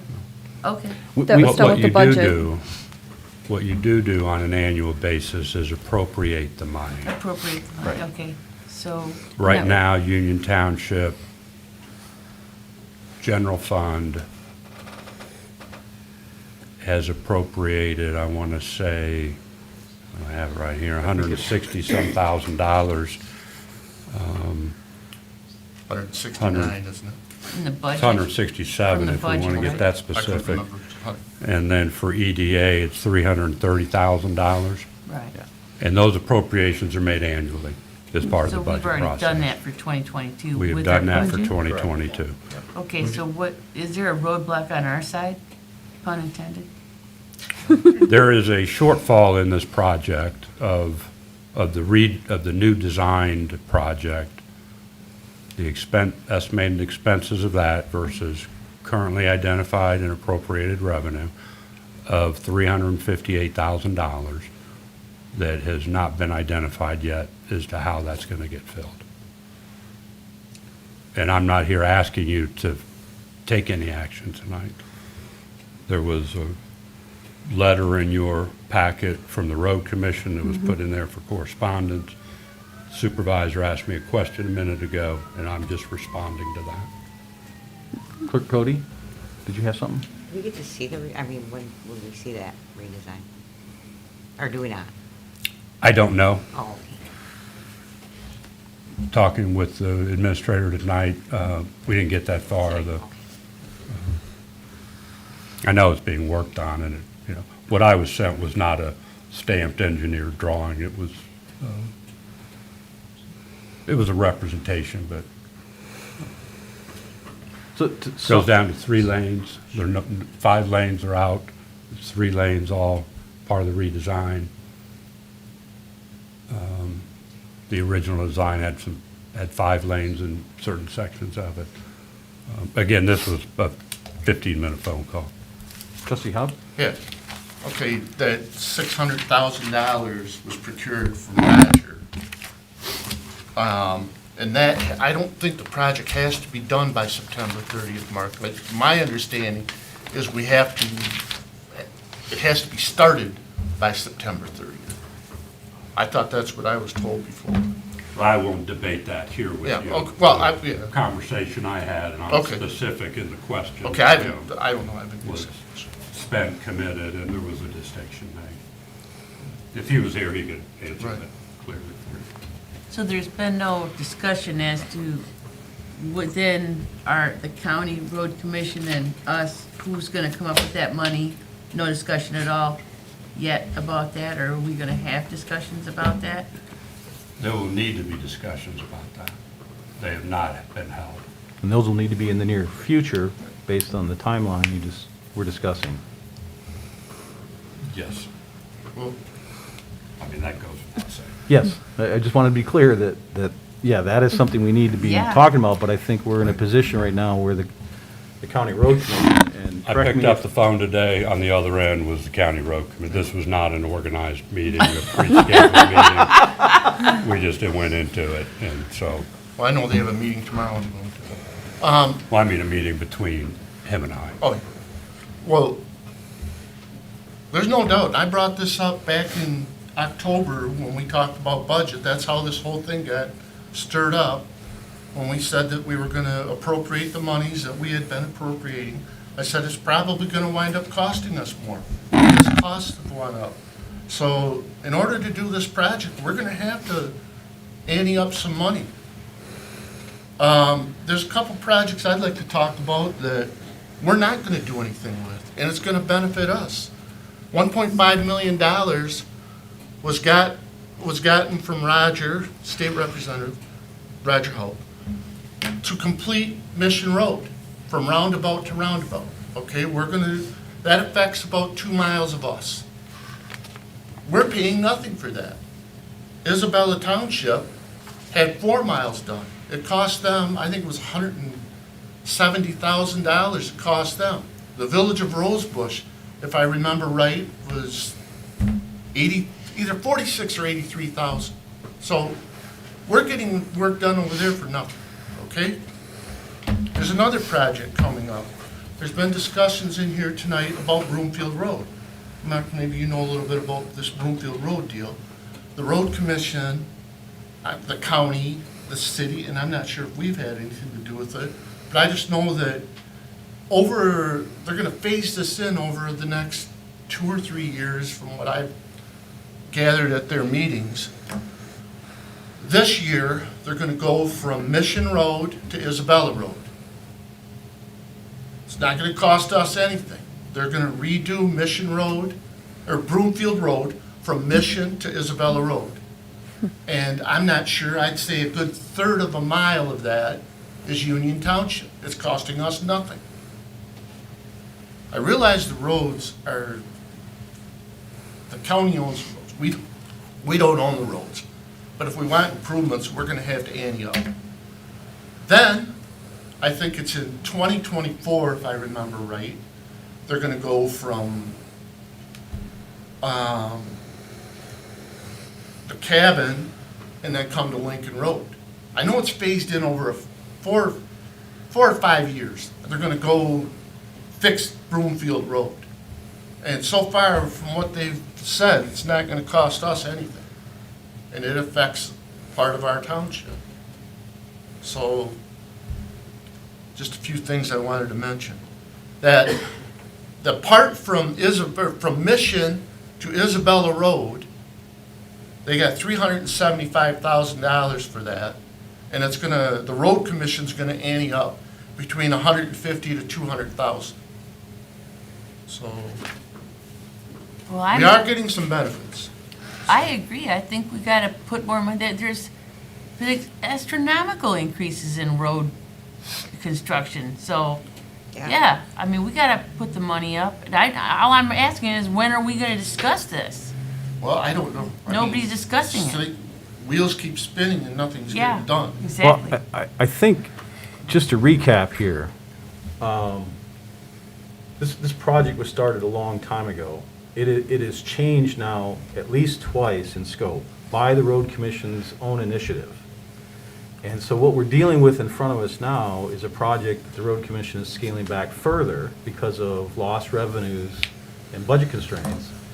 And I don't know that we can act until we have a better understanding of what this new plan will be. I mean, Mark articulated what some of the changes will be, or some of the things that will stay, such as Class A road, but loss of shoulder is one that I didn't like to hear tonight. But I think we're not in a position where we can act tonight anyways. No. Which is No. why We we don't know began numbers. this discussion back in December to say, what's going on with this? We need an update. We need to know that this is gonna get done, because we've been holding $500,000 for the last 5 or 6 years to get this done. And, you know, we are at the mercy of the road commission, and I'm not trying to place blame on them. This is a big project, but it is morphing again, and we're gonna have to sign off on that, ultimately. That's why I brought it up in October when we were doing budget discussions. I don't know if everybody remembers. And then there were people on this board that said, oh, I got no idea what this project is. Well, it's been talked about since 2013.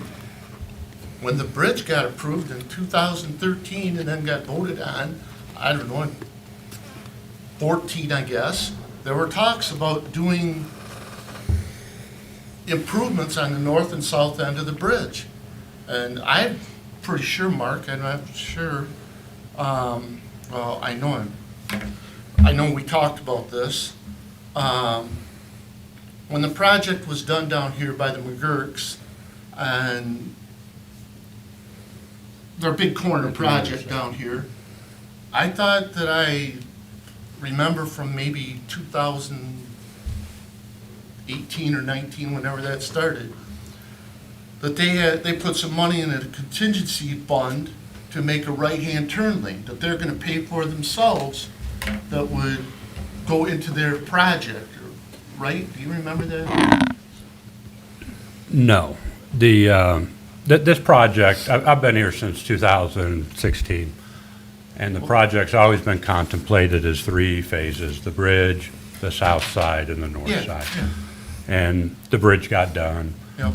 And then, you know, the south end designed, funded, and then for whatever reasons, Easements are the reason. easements. Easements are the main reason. Easements, and then there it sat. And every once in a while, we bring it up, and it would be easements. And then legitimately, this board, which had been appropriating the $500,000 year after year, asked for an update from the road commission on the status of the project. And that resulted in this letter that you received back last week.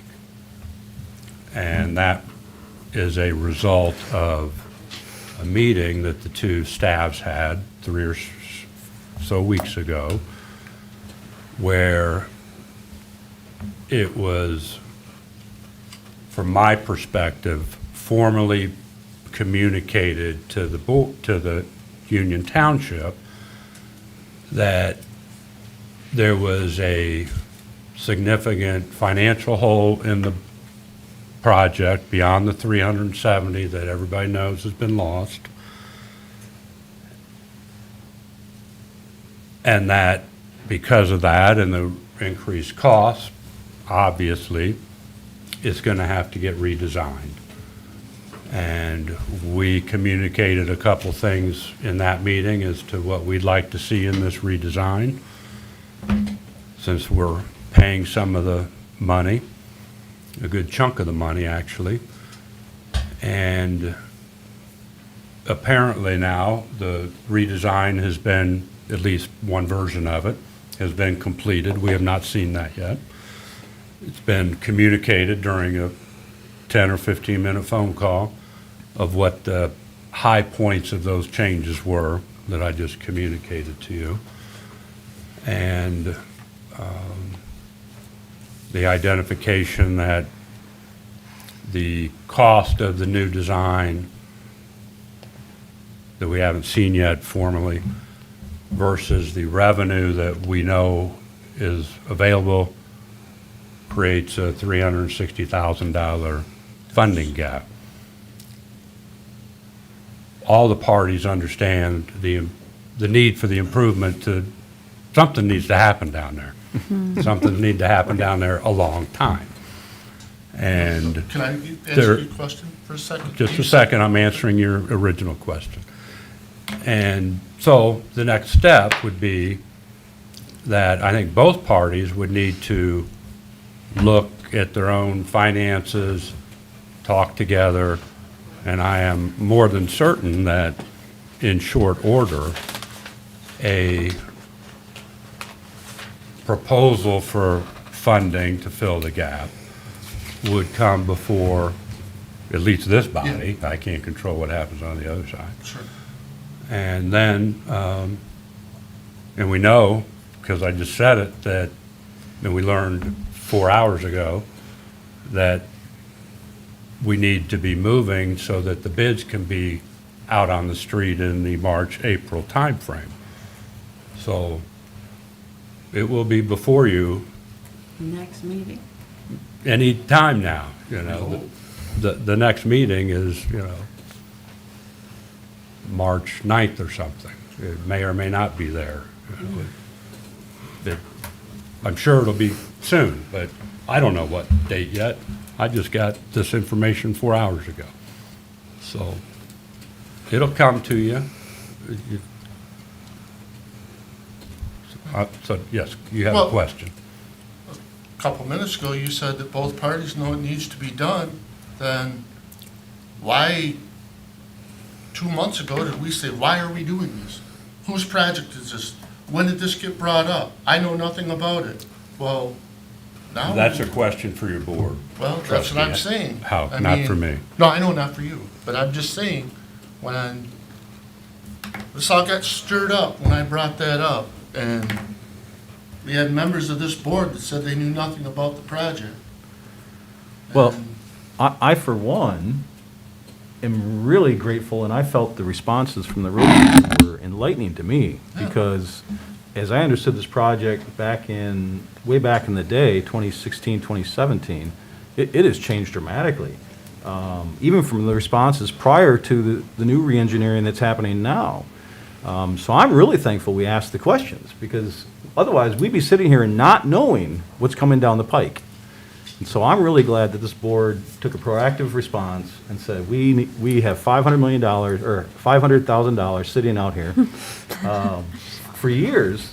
What's up with it? And I don't think the intent that I heard from this board ever was to not do the project.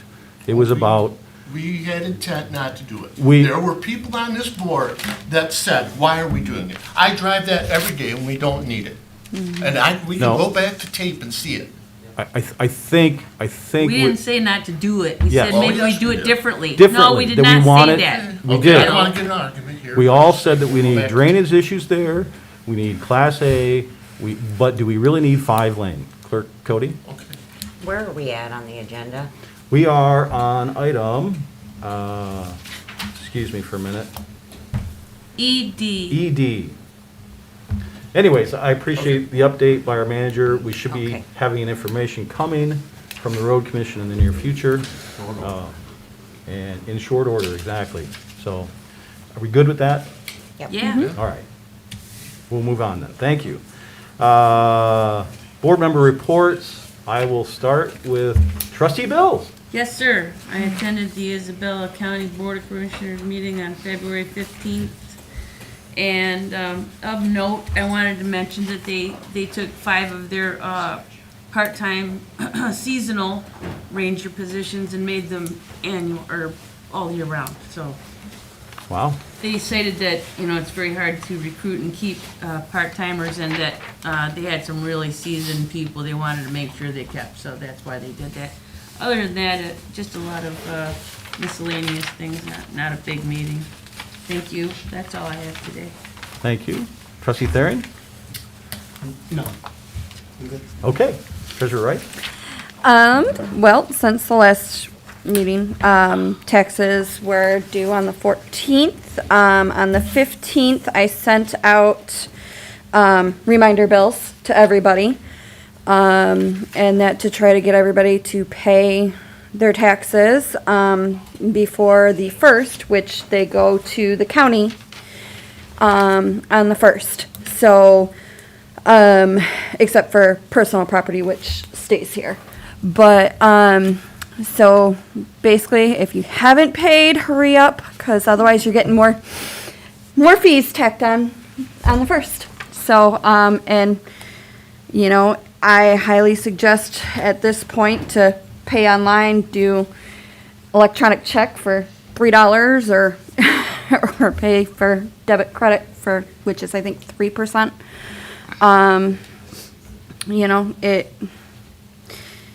Either way, that option would be cheaper than letting it go till March 1st, more than likely.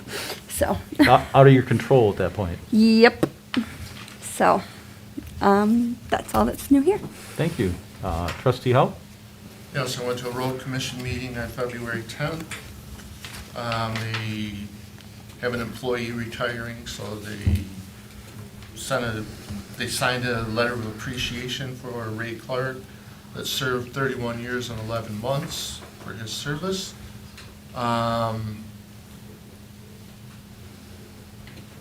They're looking at designs for their new salt barn.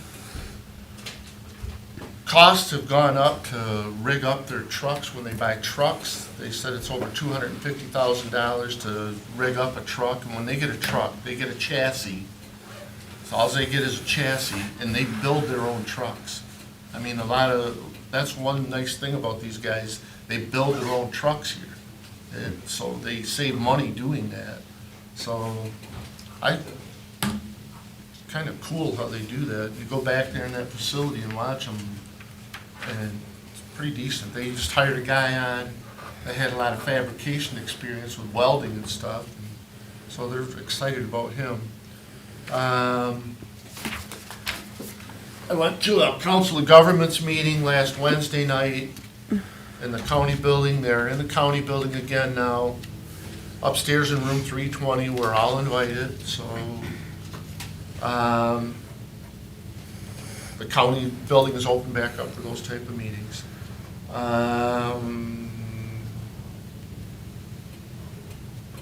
They talked about, again, how it's costing the county $450,000 they have budgeted this year to keep the recycling center open. But like Nicole Frost said, she said $450,000 to keep it running, but she said shut it down and see what happens. And I mean, I know for one, I mean, I recycle everything, so I don't know what, It you know. funds Yeah. 5 full-time jobs at least, I know it used to, so. Yeah, and they're trying to do something where they can market products better. They're gonna try to get in together with other counties. They put a task force together to try to see if we can get counties to work together. So that's pretty cool to hear. they're starting their budget process for 2023. I know it sounds early, but their budget cycle is different than ours. So, that's it. So, Thank you. Clerk Cody? Briefly, Mark and I did meet with I indicated this at the last meeting, that we were going to meet with a local group. We did that this past week. That included CMU, 2 representatives, including the Dean of Science and Engineering Department. The city, College of, thank you. The city, the county, and MMDC, and really it was kind of an introductory meeting where we just kind of got to listen to each other and where we see sustainability being used in our community, where we're missing out on sustainability efforts, what we might be able to do together. So at this point, it was very preliminary, but we'll see where that goes. I at least hope that ultimately that becomes a benefit to the township. Board review has begun the kickoff process for March meetings, so this is a public service announcement. We will have organizational meeting on March 8th, which is not a public meeting, it's just organizational. But the public appeal process for hearings will be on March 16th and 17th from 1 p.m. until 7:30, assuming this board approves that schedule this evening. I think it's been posted already. Just clarification, the Board of Review organizational meeting is a public meeting. They're just not handling any appeals. Thank you for But that. the board's meeting, and by definition, it's public. It's public. Thank you for that clarification. I thought it was odd when, I misread how that was being introduced. So anyways, for the public, I want to make sure you're aware if you feel you need to challenge your assessments for taxes, this is the opportunity to come before the Board of Review for that process. So again, March 16th and 17th from 1 p.m. till 7:30 p.m. My assumption is it will be in this room, but I do not know that. And a bigger assumption is if the board approves the resolution later in the meeting. Right, and I did say that the schedule depends on the board approving that schedule this evening, so thank you for that clarification again also. With that, we move to consent agenda, which includes that schedule we were just referring to. I move to support Wait. thank you. Please, we need to pull that out. So we do roll call on it? Roll call on it. Okay, I'm happy to do that. So can we prove it without item G, move G down? Is this like separate? I'd like to move to approve the consent agenda without item number G, or letter G. Support. Sorry. Motion by Bill, support by Rice, to approve the consent agenda minus item G. Who had warrants by chance? Trustee Thering. Any issues? I did not see any. Well, good. Any further discussion on the motion? Reminder, the motion is to approve the consent agenda minus item G. All in favor of the motion to approve the consent agenda minus G, say aye. Aye. Opposed, same sign. Motion carries unanimously. So at this point, let's take care of item G independently then. So you all saw the resolution that's in your packet regarding the Board of Review public hearing schedule. That's right. Manager Stuhldreher, do you have anything you want to add Yeah, to just that? real quickly, the Yeah. March Board of Review date change, to change the date from the statutory date of the second Monday of March, it requires a change in resolution, or a change in, requires the approval of a resolution to change the date. The resolution's in your packet. The state statute says that the board may change the date to Tuesday or Wednesday following the second Monday in March. The recommended change, as outlined in the resolution, is to March 16th, the Wednesday, commencing at 1 p.m. And they more or less meet, at least technically, until they're done with their appeals. Thank you. Clerk Cody. I'll make a motion to approve the resolution for the alternate start date for the 2022 March Board of Review. Support. Who did I hear for support? Doesn't matter. Motion- one. Motion by Cody, support by Rice, to approve the resolution for alternate meeting start date for the March 2022 Board of Review. Did you say Wednesday, March 16th? I didn't. Correct. But that's what you intended, correct? Sure. Is that Yes. good? Okay. Yeah. Any discussion? All in favor of the motion to approve the Roll update? call. Roll call. I'm sorry. Thank you. You guys are quick. We Clerk try. Cody, would you give us a roll call on the motion to approve the update to the Board of Review schedule, please? Supervisor Melky. Yes. Clerk Cody, yes. Treasurer Rice. Yes. Trustee Bills. Yes. Trustee Hope. Yes. Trustee Thering. Yes. All yeses. Thank you. So that brings us to new business, Policy Governance 2.2, Policy Title Treatment of Staff. Manager Stuhldreher, would you like to introduce this? This is your document. Yes, the memo, the paperwork begins on page 50 of your agenda packet. Policy states that, well, the title of the policy 2.2 is treatment of staff. Policy wording states that with respect to the treatment of paid and volunteer staff, township management may not cause or allow conditions which are unfair, undignified, disorganized, unclear, or violate collective bargaining agreements. There are some subsections to that policy that indicate that we must operate within, that we cannot operate without written personnel rules which provide clarity to the staff, the rules would provide for effective handling of grievances, the rules would protect against wrongful conditions such as nepotism and grossly preferential treatment for personal reasons. 2.2.2 prohibits the discrimination against staff members for non-disruptive expressions of dissent.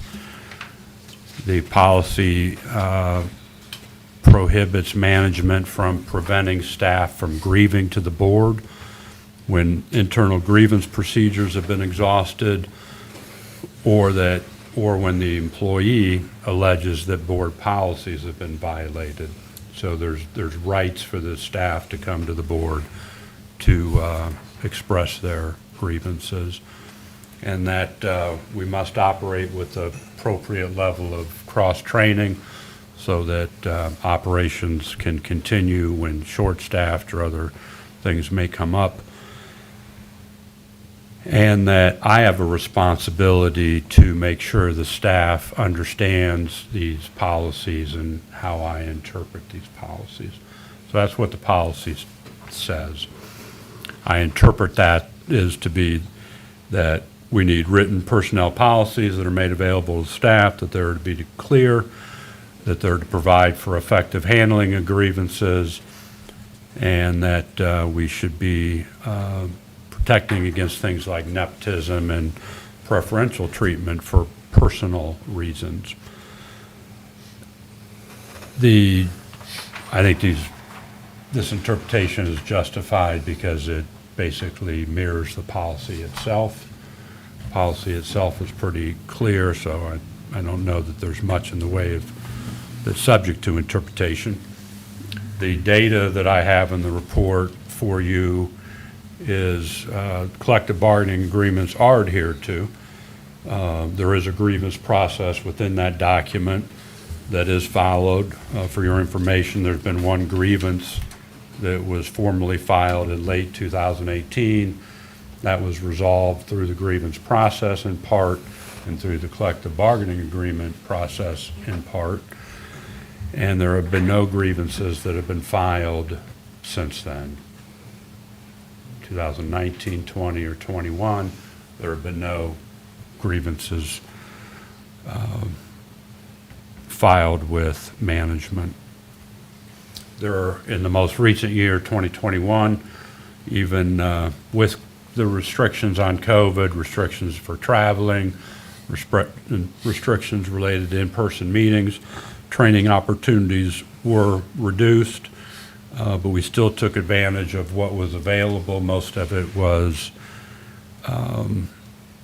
virtual. We did have a couple opportunities for some in-house training. I did provide a report of training dollars expended in 2021 compared to the last couple of years.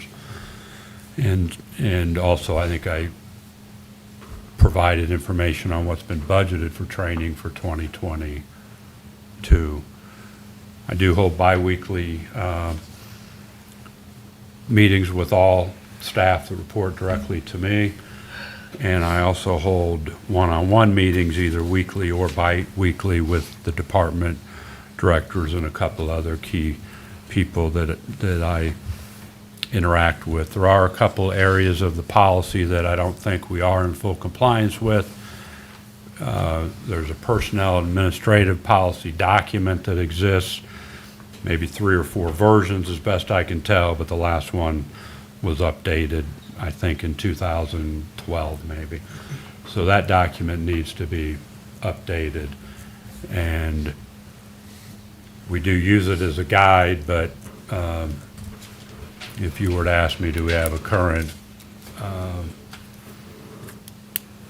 fully bound administrative HR policy document, the answer to that would be no. And then I also think that we could do a little more in the area of cross-training. We do a pretty good job of cross-training within departments. I want to move to a little bit more cross-training across departments. But with those exceptions noted, I would argue that we are in compliance with the policy, although maybe not at 100%. Thank you. Comments, questions? Do you feel the manager's interpretation is accurate? Yes. Yes. And I do appreciate bringing up the HR, what'd you call it, guide, manual? We need a personnel policy. Personnel policy. Current.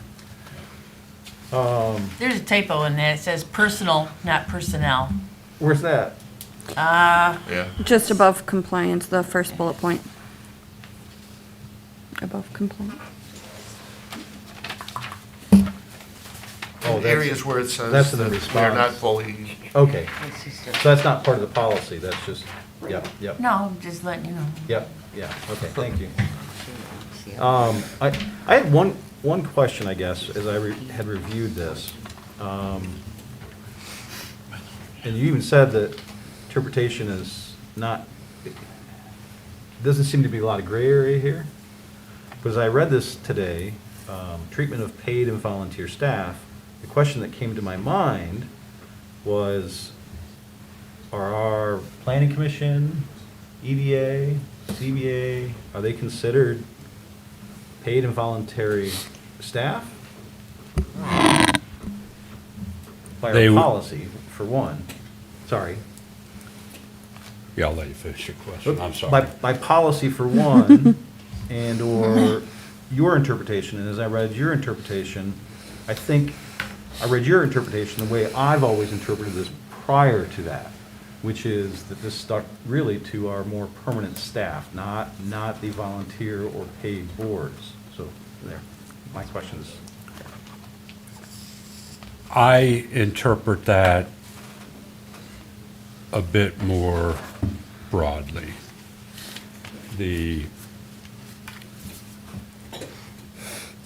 We have volunteers on our boards. Some of our board members, although paid, they might as well be volunteers.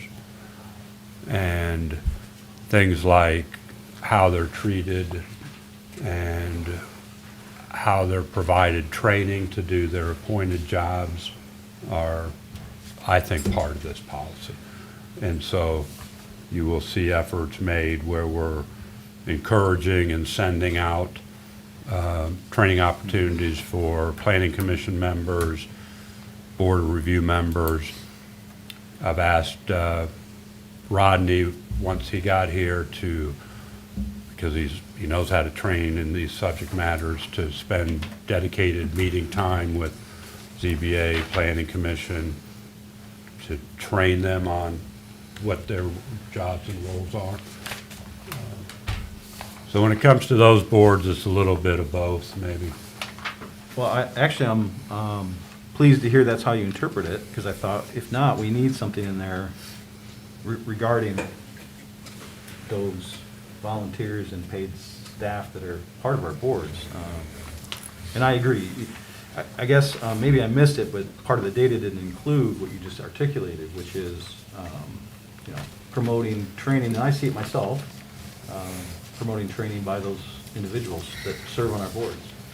Yeah, that's good. I wish I would have thought of that piece of data when I was putting it together, because I would have wrote it down.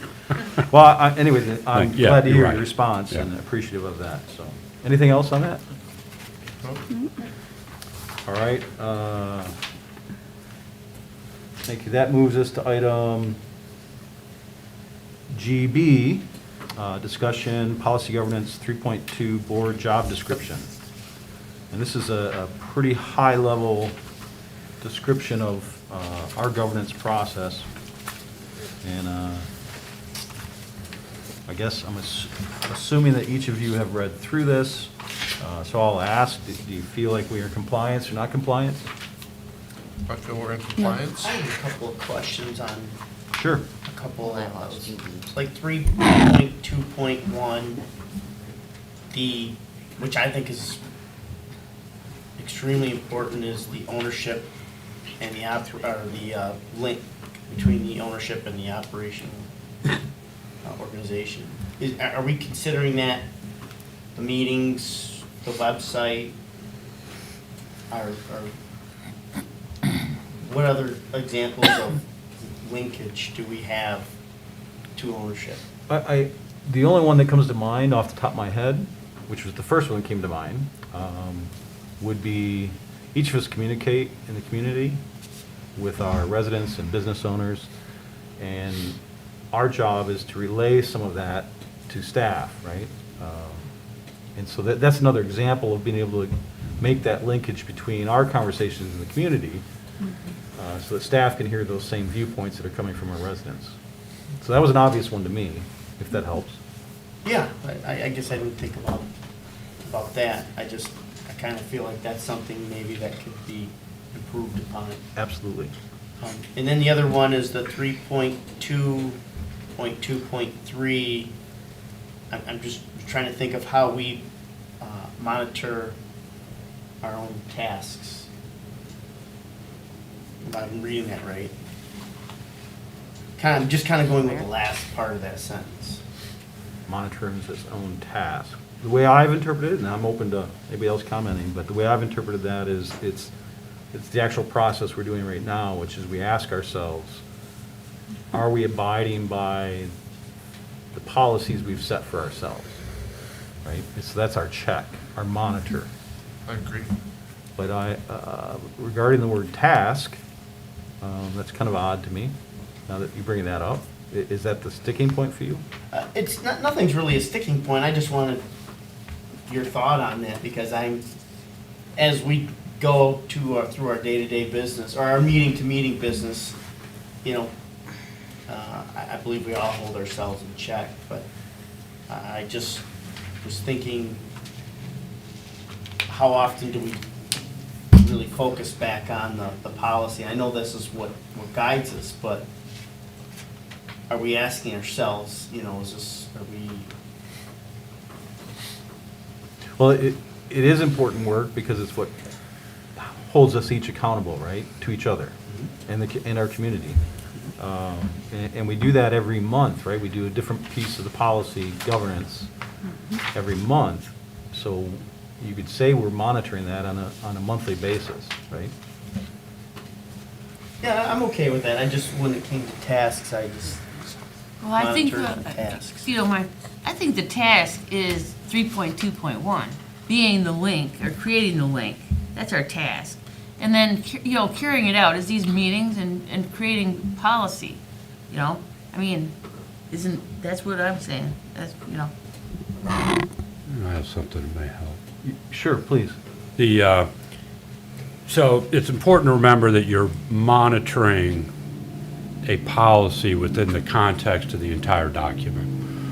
And so, for instance, Section 3 of the governance policy document is titled Global Governance Process / Ownership Linkage Commitment. And there are 10 policies within that heading. And you're looking at one of those policies, sub-policies tonight.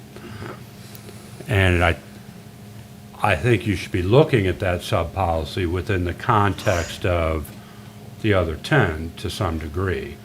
Because, for instance, if you were never monitoring, which was indicated you do, monthly, 3.1, 3.3, 4, 5, all the way through 10, I don't think you could say with even a straight face that you were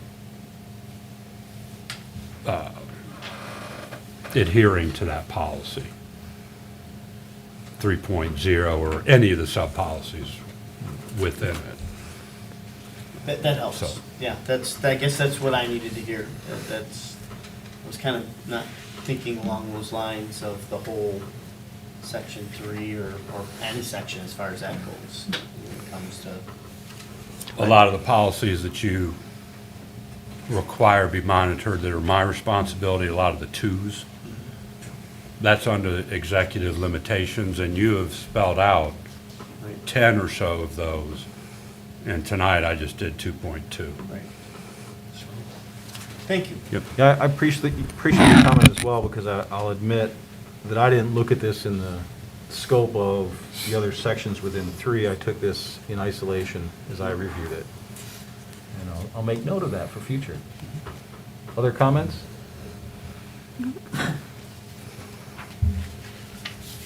No objections, we'll move on. That brings us to Board of Trustees discussion, March 2% grant application. I will just note, and maybe our manager will note this as well, the tribal roundtable that occurs twice a year.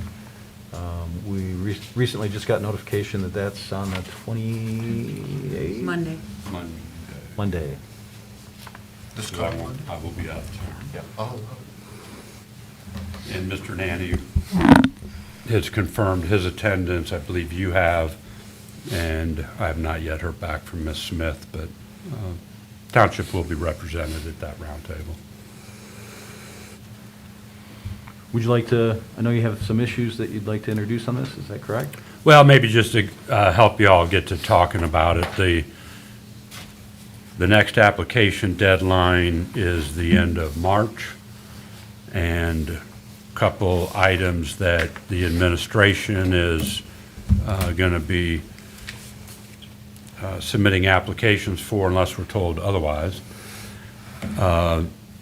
Monies to upgrade this boardroom from I know it's old terminology, but from the audio-visual perspective, so that interaction between the board and the public virtually can occur. Now, the board members themselves still have to be present due to the Open Meetings Act, but there's not currently two-way communication or dialogue virtually between the public and the board. So we have some upgrades in that we want to do for that. And so I think that would be a good application. We've been, in terms of pathways, at one point we helped fund a connector between basically the CMU baseball field down to, I want to say, Denison, or the corner of Denison and Three Leaves maybe, is more precise. And that was what we referred to as Area B. the entire project had an A and a B, we did B first, who knows? Section A, still to be done, is making a pathway from Deerfield up to the west of the incubator research center so that it connects to the existing pathway on the other side of Denison, right there. And that would help get folks, citizens from the south side into the pathway network. And that would be a partnered project with CMU and Union Township and possibly the city if it follows a similar path as Section A, I like both. or I'm of them. sorry, Section B. And then there's a bit of money, more than a bit, of money budgeted in the 2022 budget for the facilities renewable energy study. And I think that would be a good candidate for a 2% application. So that's what the administration is thinking, and I just want to make you aware of that as you did your own discussion. Sounds good. Trustee Howe? Yeah, well, by then, we should know possibly from the road commission what our match maybe would be to help fund Lincoln Road. That should be maybe the number one priority. You know, if we need to come up with $150,000, apply for it. If we get 50,000 of it, well, heck. I mean, I think that should be our number one priority on it right now. Manager, would we be able to use ARPA funds for any of that construction, or would that be? Well, there's going to be a number of funding sources. Right now, we're talking about 2%. We have Right. 30 days. I think that would be an easy one. The road commission would actually be the applicant. And from what I've seen over the last 5 or 6 years, road commission applications are looked on very favorably. Yeah, they are. So, Yeah. Roads are looked at very favorably. Are you in a position where you might be able to plant that seed as an option for them, if they haven't thought of it already? Because they may have a list of projects if the already, board but- is in agreement, we'll just make that one of our applications. Yes. Yes. Yeah. Please, Yep. we need to. I like officially all make those a motion to ideas. Vote on that, or, okay. No, Trustee Bills? I like all of your ideas, manager. That sounds great. All those ideas.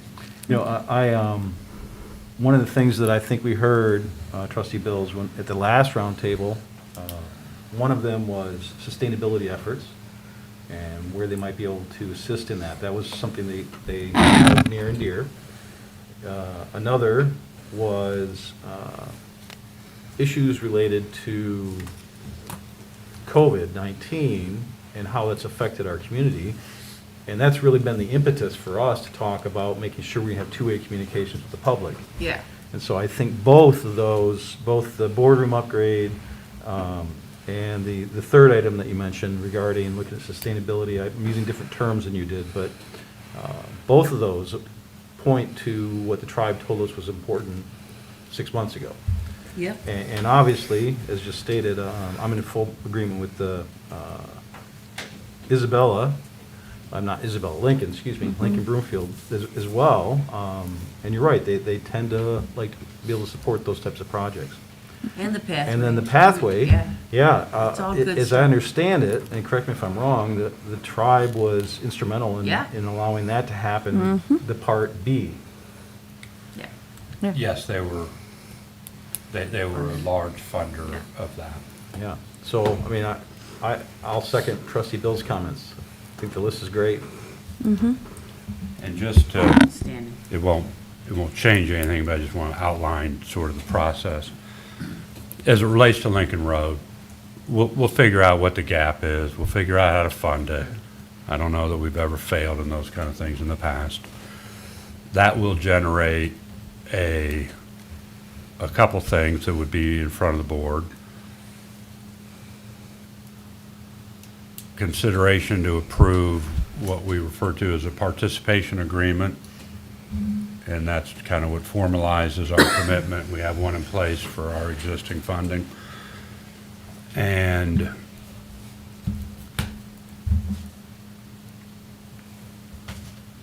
possibly a budget amendment, but we know we have fund balance to do that. Those are formal board actions. Those will be coming before you in the next few weeks. To the extent that we are successful in the 2% application, that'll just be swapping funding types. But I don't want the board leaving here thinking that the issue of providing funding for Lincoln Road is dependent on successful attainment of the 2%. Right. Okay. We all realize it. Thank you. Any further comments, questions from the board? All right, no objections. We'll move to item GD. Again, discussion, police service levels or public safety in Union Township. And I guess, I don't know if someone wants to take the lead on that. We've had discussions on this in the past. But I'm happy to. I So we considered need to- that this would be a fairly informal discussion because we're trying to figure some stuff out. What are we trying to figure out? Well, that was my question, is what are the goals or the outcomes? Are there issues that we're trying to address or prevent? Because that'd be helpful for me from a discussion standpoint of understanding what those goals are. What are we trying to, what are those outcomes supposed to be? What are our hopes? I brought it up, and I just was kind of hoping that we could find more out about the grant that Sheriff Maine was talking about, and maybe he needs to come back in, and maybe we need to get a couple of us to work with them and someone write the grant. Maybe he has people that are in the sheriff's department that write the grant. I don't know. Well, I think he's already been here. He's already been through that. I don't know why he would have to come back. It's a grant that's every year you can apply for it, correct? So, I mean, somebody, I'm sure there's workshops on how to do it, but somebody would have to take the lead on it. It's not gonna be me. I don't know how to write a grant.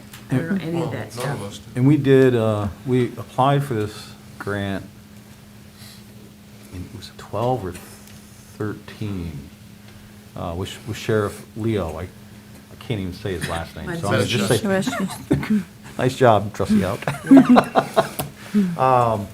But we did look at that, and I got that back out over the last couple days and looked at it. So the cost, so this would have been, we'll say 2013, it was 12 or 13. The cost of the COTS grant at that point, it's a 4-year commitment. We're approximately, at that time, with the agreement that we had with the sheriff then, was $35,000 that township would be out per year, except for the last year was 93,000. So it's about over a 4-year period, at least in 13, and I see my notes now, it was 13. We're talking about $200,000 plus now whatever costs are today. That gives you at least a ballpark idea. And at that time, and I know I've mentioned this before, the agreement with Leo at that time was that we would be looking for a community police officer. So not somebody that's out there for the purposes of pulling over our residents for not stopping completely at a stop sign or, moving violations, right? That wasn't the intent. The intent that board back then had was community policing, where that officer would be dedicated to being in our neighborhoods and building relationships with our residents and businesses. And what I don't know is that something we want? I mean, that's when I say, what are the goals? Is the goals just to help our sheriff defray some of the costs of policing for their department? Is it to is it public safety? Is it community policing? Is it, what is the purpose, I guess, is what I'm trying to get at. Well, I just know that when I was campaigning, walking around, I know people, that was one of their concerns. You know, how crime has increased in the area, but I want somebody, if we do it, they better just be dedicated to Union Township.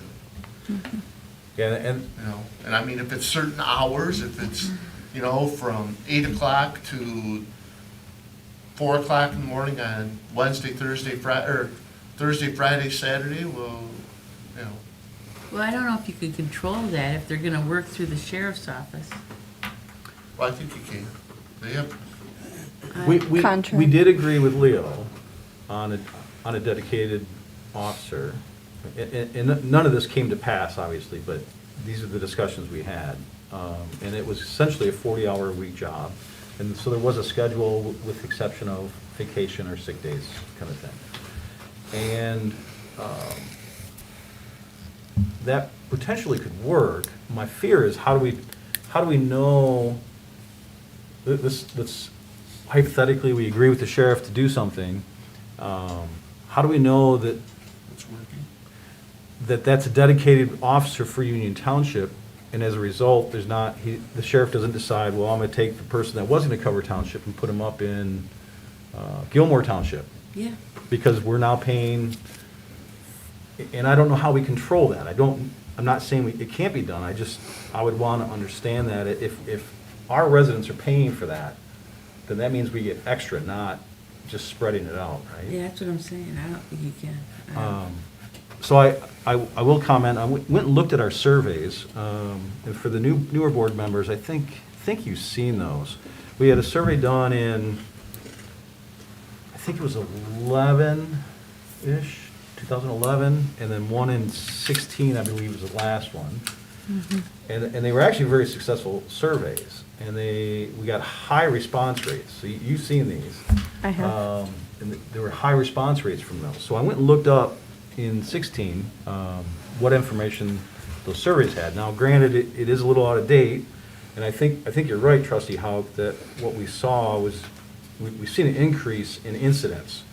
And Sheriff Main addressed that, and how much of that is COVID. And now, as life begins more and more to some new normal, is that something that will subside or not? I'm not saying I know the answer to that, but it obviously had an impact on it. But as I looked at the public safety, fire services so this is the 2016 survey, 82% rated the fire services provided by City Mount Pleasant as excellent or good, and 3% fair or poor. I thought that was pretty amazing. The state police services got a 77% excellent or good, and a 6% is fair or poor. County sheriff got a 76 excellent or good, and only 7% fair or poor. Those were the people that got arrested. So then, there was a direct question that was asked about priorities. And so in response to the question about priority for it was asked as dedicated police officer. And I believe it was asked because of the work that we did back in 2013 with Sheriff Leo, right? So we asked a specific question, what are your priorities for these things? The dedicated police office for the township, 27% saw that as a high priority, 41% saw that as a low priority. That may be different today. I'm just letting you know what the picture was in 16, right? What was interesting is if you look at all the categories that we asked for prioritization, it was high, medium, and low.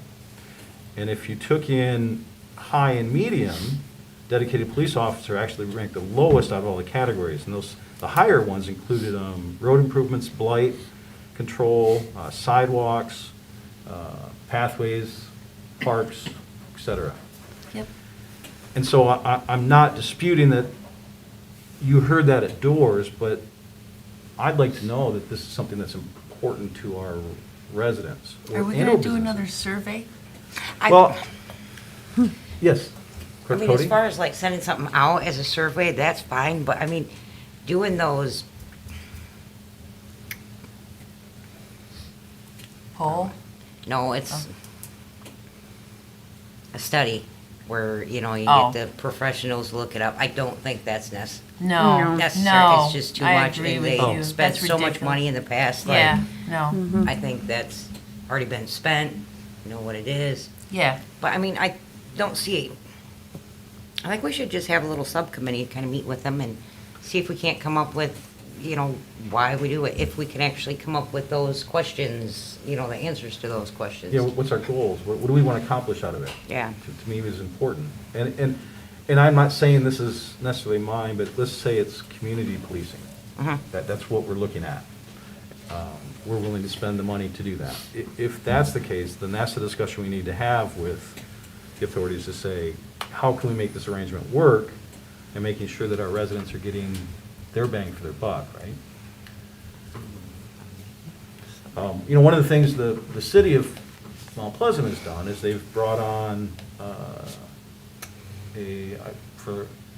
don't know if it was a psychologist or Mental health officer. mental health officer, which is really, I think, an awesome thing that they're willing to do that. You know, and maybe that's something that our sheriffs look at. These are things I don't know. That's where I struggle with some of this, is I feel uneducated on what the need really is, what does the data show us. I'm not opposed to having discussions, but then if we decide that this is our goal and we want to look at pursuing this, is the sheriff the right answer, or do we look at the city of Mount Pleasant and partnering with them? You're shaking your head. I don't, And I don't even, no, we hadn't even talked to the city. Yeah, because the city is, as I understand it, deputized by the sheriff, so that's why we have so much jurisdiction between the, 5 police agencies here, Yeah. right? And they all work together great. And I will tell you, I was at a restaurant, this past summer that caught on fire while I was there. And the waitress comes up very quietly, in no emotions. You might want to leave, the building's on fire. Stood up, and then you could tell there was smoke. But anyways, we went out in the parking lot, and I was anxious to see who responded first. And the first 5 emergency vehicles, it was four police officer cars and the fire truck were all from the tribe. They were the first ones there. And to me, that was amazing to see how well we work together as a community to provide the services that we do for public safety. They might have a lot more officers out there. A lot of cars around there, around the Well, public. and I think this was west on Pickard, so not far from the tribe residents. So they were probably closest anyways, but the fact is that they came. So I don't want to sound like I'm raining on the parade. I'm trying to understand better, for me at least. Do we really know that there's an issue that we can solve, and what is that? Or are we trying to prevent something? I haven't heard any complaints about safety, but I have patients, but I don't know how many of them are in the Mount Pleasant area. I don't feel like I mean, the have- Union Township area. I mean, mostly it's by like certain apartment complex. I don't want to say it in a board meeting. You know, like, I know exactly the apartment but, complex you you're know, talking about. in Union Township, but, Yeah. I mean, there's a lot of bad things happening right now. I mean, I don't think it's a bad idea to form, like, you know, have a couple of board members go meet with Sheriff Maine and see if there's anything we can actually even do to help. I don't disagree. Agreed. We have to do that for, like,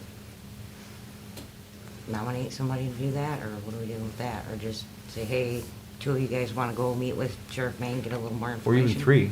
I might suggest 3, Or 3. because it's not a quorum, and Yeah, true. Just gather a little more information, bring it back. I know I brought it up, but I don't need to be on any more boards. Bill, I had 4 different, I've got Monday, Tuesday, Wednesday, Thursday this week at night, so. Bill, I appreciate that. Well, I mean, a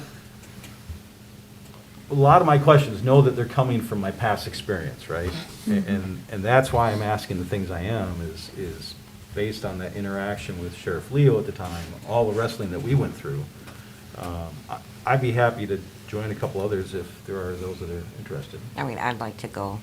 I mean, you'd only have to meet with them a couple times. I mean, Right. See if it's needed, right. Yeah. Yeah, just to see if it's Maybe needed. they'll just If you need a shift. third, I would be able to go in the afternoon. Just give us a time frame. I mean, like I need days 4, before we any day. figure out a day, and then Yeah. I'm sure we gotta talk I to can the work with sheriff. that. Is that something? All right, Yeah. Is the board okay with that Yeah. appointment? And then we can I bring have some Mark's, stuff back. I have Mike's number if you need it. And I've got Mike's too, so. I think I have it too. And let me know if someone can't attend one and need Okay. me to fill in, just let me know. Yeah, I think that's So. true for any of us that can't. Somebody else can jump in, I think. Because the point of that is to have the discussion, right? Yeah, Mm-hmm. just to I mean, figure you've out got some what's interesting needed. information sitting right in front of you that, you know, Right. from 2013, 16, it might help our discussion. Yeah. Yeah, That's why I Lots of wanted to paint. changes and- I'm not trying to rain on the parade. These are things that went through my brain 8 years ago, right? Yeah, Okay. okay. I think that's it for the So- discussion on that. I mean, we can just meet with them and get some questions answered. right? I'm happy to reach out to Sheriff Mayton. Would someone else like to prefer to do that? Would you like to? Yes, you have something to offer. Yes. Okay. I think a committee is a good idea. It sounds like you have 3 individuals from this board that are interested in being on the committee. I would suggest that that committee also include the county administrator, the township manager, and of course, the county sheriff being an elected official, he would attend. You may want to also have on that committee, because at the end of the day, the county board of commissioners is responsible for funding, that you might want to have one of those individuals on the committee as well. Well, I get Paul Loria too. And, I mean, the COPS grant is a funding mechanism. And I can write you a 2-page report and tell you all about the COPS grant, limitations, whatnot. For instance, it's going to fund the entry-level salary range of the sheriff's position, whatever that scale is, at the county. It's not going to fund a 15-year veteran, wherever they may exist in their pay scale within their collective bargaining agreement. And it's going to, the federal government's going to pay 75%, somebody else is going to pay 25%, whether that's, and I'm not clear if the sheriff's asking Union Township to pay that 25% or to cost share that 25%. The COPS grant is not going to pay for the equipment belt or anything that's on the body of that individual. It's not going to pay for any car, any gas, anything like that. And there'll be some that disagree, but you can read the document.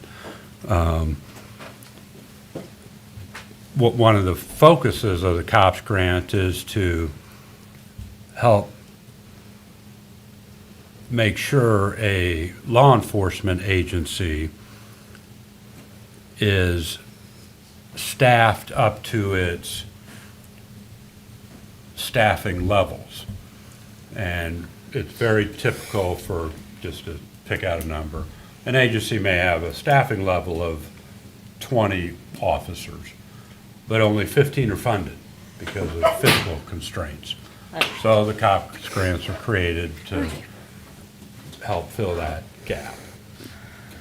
If the funding, if the force level is defined at 20 and the agency already has 20, the COPS grant is not, it's not eligible to fund a 21st individual, that type of thing.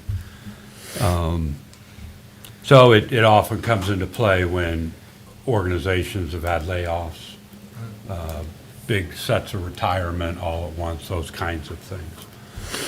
There's a lot more detail behind it, but, I could provide that in the report. So it's really not the nuts and bolts of the COPS grant that you're interested in, I don't think. The sheriff may be, and how that interplays with Union Township's needs may come into play. But I really think what you are interested in is there an issue or a problem that's trying to be solved? What is it? And then is this a funding mechanism that can help solve that? Or is there something that you're trying to prevent from happening that, depending on all the other minutia, this particular funding mechanism can help with? And it's those kind of questions, I think, that the committee would be asking. And then I think you'll also be challenged at some point with the data. Union Township, and I represent Union Township, might be interested in independent data. Maybe, maybe not, I don't know. No comment on anything other than it's your money and you want to be conscious of where the information is coming from. Yeah. So it's those kind of things. So, thank Well, you.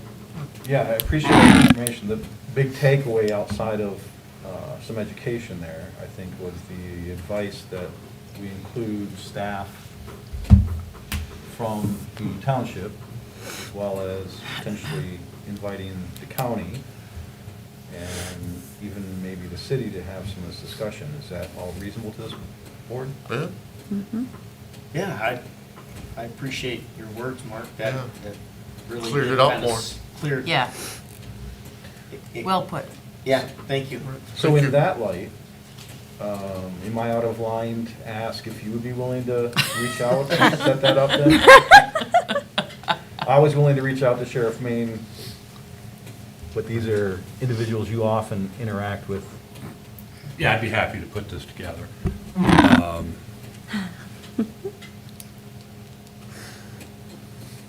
The COPS grants, if that is the funding, and I just think it's a big mistake always, unless it's something fairly straightforward like Lincoln Road. But do you want, I'll just ask the question. Do you want the deadline of the grant filing of June to drive anything in particular? I don't. They come up every year. Right. There's other funding. I think it's a mistake to let grant deadlines drive decisions such as this. It's just I don't something we think need. so. However long it takes, we're it wanting to look takes. into is- So, Okay, so that might be easy, because trying to put a group Right. like this, Yeah. getting meaningfully done in the next Couple months.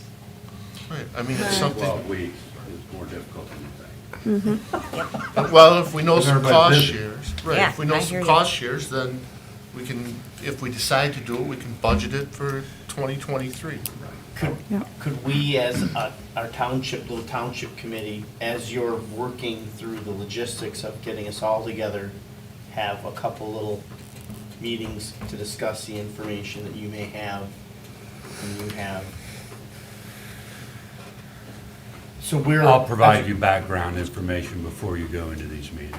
So we're as prepared as we possibly can. So we're going in with everything we need. You'll know everything you need to know about the COPS grant Right on. before you go. To And I will share, Thank you. I didn't know if I had an electronic copy, so over the last few days, I was looking for this paper copy I have of the original agreement between the sheriff and the township that we had worked through. It's a draft document, but nonetheless, I found an electronic copy today, so I'll share that with the entire board.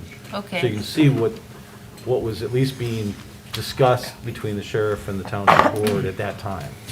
okay. If nothing else, it's educational. Correct. And I will comment one more item on that. I mentioned the 35,000 each year up to year 4, and then it was 95,000. I'll support the manager's comments in that a large amount of that cost, of that 35,000 each year, had to do with uniform cleaning, gasoline, vehicle. It was all those incidentals that you said are not covered. And that was that 35,000. And then we can move on, but I have operated with cities that have applied for the, because the application has to come from the agency itself. So the police chief that was reporting to me was applying for couch grants. And that was because I was laying off half his police force. And so we needed to backfill some of that and, use somebody else's money, that kind of thing. And so I can get just background on the couch grant in fairly short order. A couple page memo and you'll be set. Thank you. Yeah, appreciate it. Thank you, board. With that, we'll move, that finishes our new business. We'll move to extended public comment. Extended public comment is restricted to 5 minutes regarding any issue. Again, note, if you choose to speak to the public and/or this board, state your name and address for the record. Welcome back. Oh, thank you. Perhaps for staying this long. Before you start, can I just comment? Yeah. I'm not used to seeing you in a suit, and you look dapper, I have to say. Yeah. You look really sharp. Happy Wednesday, thank you. Rick McGirt, 770 Stone Ridge Drive. And this evening, I just wanted to express my concern. When I was on the Planning Commission years ago, we had a project of the sidewalk issues on Bluegrass from Mission east to Isabella. And I just here tonight to discuss that my feelings that we need to finish the sidewalks and streetlights along Bluegrass to Isabella. The project was part of something that was started in the past, obviously, and is not to the finish line. It's another example of a life safety issue. And I hear the talk about that 2% money in the grants, and there's opportunities to apply. So I thought it'd be appropriate to mention this. Let's see.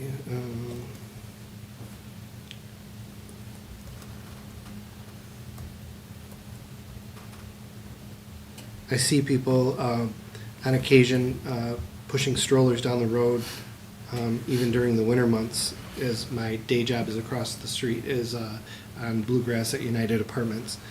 And I just feel that it's an important thing that we need to have your radar on, and people are out there doing that. So I appreciate your consideration for that. And my last comment is my time here tonight, I see that you have 4 openings on the Planning Commission, which I truly miss being on the Planning Commission. And according to the Union Township website, that those 4 openings are available, and I'm excited to see the new members appointed for the March meeting or whenever that happens, because 4 of your 9 members are not available according to your website. Thank you. Thank you. Thank you, Rick. Thank you. Thank you. We'll wait just a second, see if someone else comes forward. They went home. Seeing none forthcoming, we'll close extended public comment at 9:48 PM. That moves us to item I on our agenda, manager comments. You have the floor. Just 2, I'll be out of the office next week and with a little bit of luck out of the country. Sherry Teal will be acting township manager in my absence. And then if you may or may not have noticed, but seems like about once a year, we're losing a light pole out on Pickard, and we lost another one today that will have to be replacing. Winter car slides into it, lays on the ground. We'll have it removed and then work on replacing it. We'll file an insurance claim. But the last time we had it pulled down, it took months to get a new one.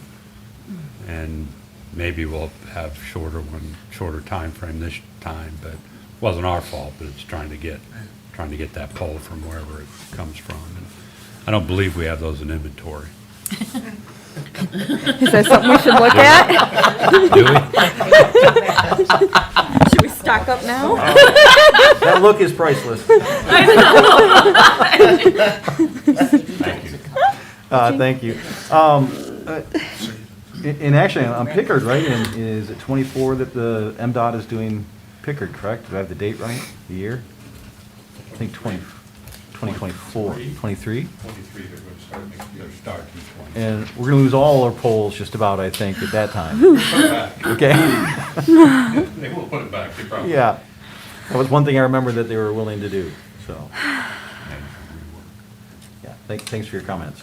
Final board member comment. This time I'll start over this side. Trustee Hout. I'm gonna echo Rick's, I had this written down as number one.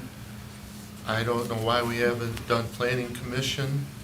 We've got many good applicants, and if we do it at our first March meeting, it only gives those people 6 days to prepare for their first meeting.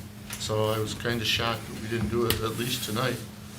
The fall 2% request, maybe we could request some money to start some study on this park on the south side we talked about. Thank you. Thank you. That's a no? Pay your taxes. Pay your taxes. Trustee Therian? Again, on the planning commission, we have 7, I think, very good applicants, 4 positions, and I feel any one of them would be an asset to our planning commission. So I'm excited to make that happen. Very good. Trustee Bills? I have a couple of things. Number one, I was looking through the manager's report and I noticed that Mr. Eric Miller, the rental inspector, is doing a lot of extra stuff for us, taking pictures for our website and such. And I just wanted to thank him. I think that's really impressive when a person goes outside their job description and steps up. That's good. Number two, I agree with Mr. McGirt. We've been working on, and I've been on the Sidewalks committee for a long time, for a couple years before I got on the board. And we recommended to the board to finish Bluegrass.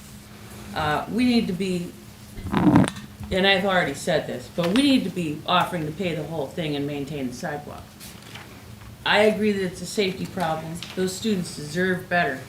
And, you know, and the residents, but the students, they really need to be safe in their own community. So that's another thing. And then regarding the Lincoln Road project, I may have had some of my comments misconstrued. I didn't want to trash the project. I want to continue the project in the best way forward. And we're missing some easements there too. So if we're missing easements on Bluegrass, these people will not give us the easement because the road commission never secured it when they did the expansion. So anyway, the easements, whatever they can do, I'm for it. You know, I want to get that project done too. It's a horrible road. That's all I have tonight. Thank you. Thank you. I'm going to echo a little bit what you said. One, I want to apologize if the thought was that there was a plan to stop this Lincoln Broomfield, because I didn't hear it that way, and I understand why it could be, because we talked about wanting to better understand it and make sure that if we're going to spend $500,000, that it was the right project, and many of us didn't know exactly what's in it, and it has changed. And I didn't know it had gone from 5 to 3, and then now from other changes coming. And I think the intent all along was to get off center here and say, we've been setting this money aside for a long time. It's either we're going to stop funding it, or we need to know what we're getting for our funds. That's how I interpreted that process. So my apologies if that, this board was misunderstood from, at least that's how I interpreted it. And then secondly, I agree, bluegrass is a safety issue. I appreciate your comments. Easements have been an issue, but it's been a long journey trying to get that done, and it's not just students that live over there. We have a lot of businesses, but there's also a lot of seniors that live down in there as well. And I have seen people in wheelchairs and strollers Yeah. in the road, in the snow, and it scares me. Yeah. And it is absolutely a public safety issue. And with that, I'm done with my comments, so thanks. I'd be happy to take a motion to adjourn. I'll make a motion, we adjourn. Support. Motion and support, all in favor, side? Aye. All same side? No one? I've had to go to the bathroom Thank you, for like Rick. a half hour now. Thank you, Rick.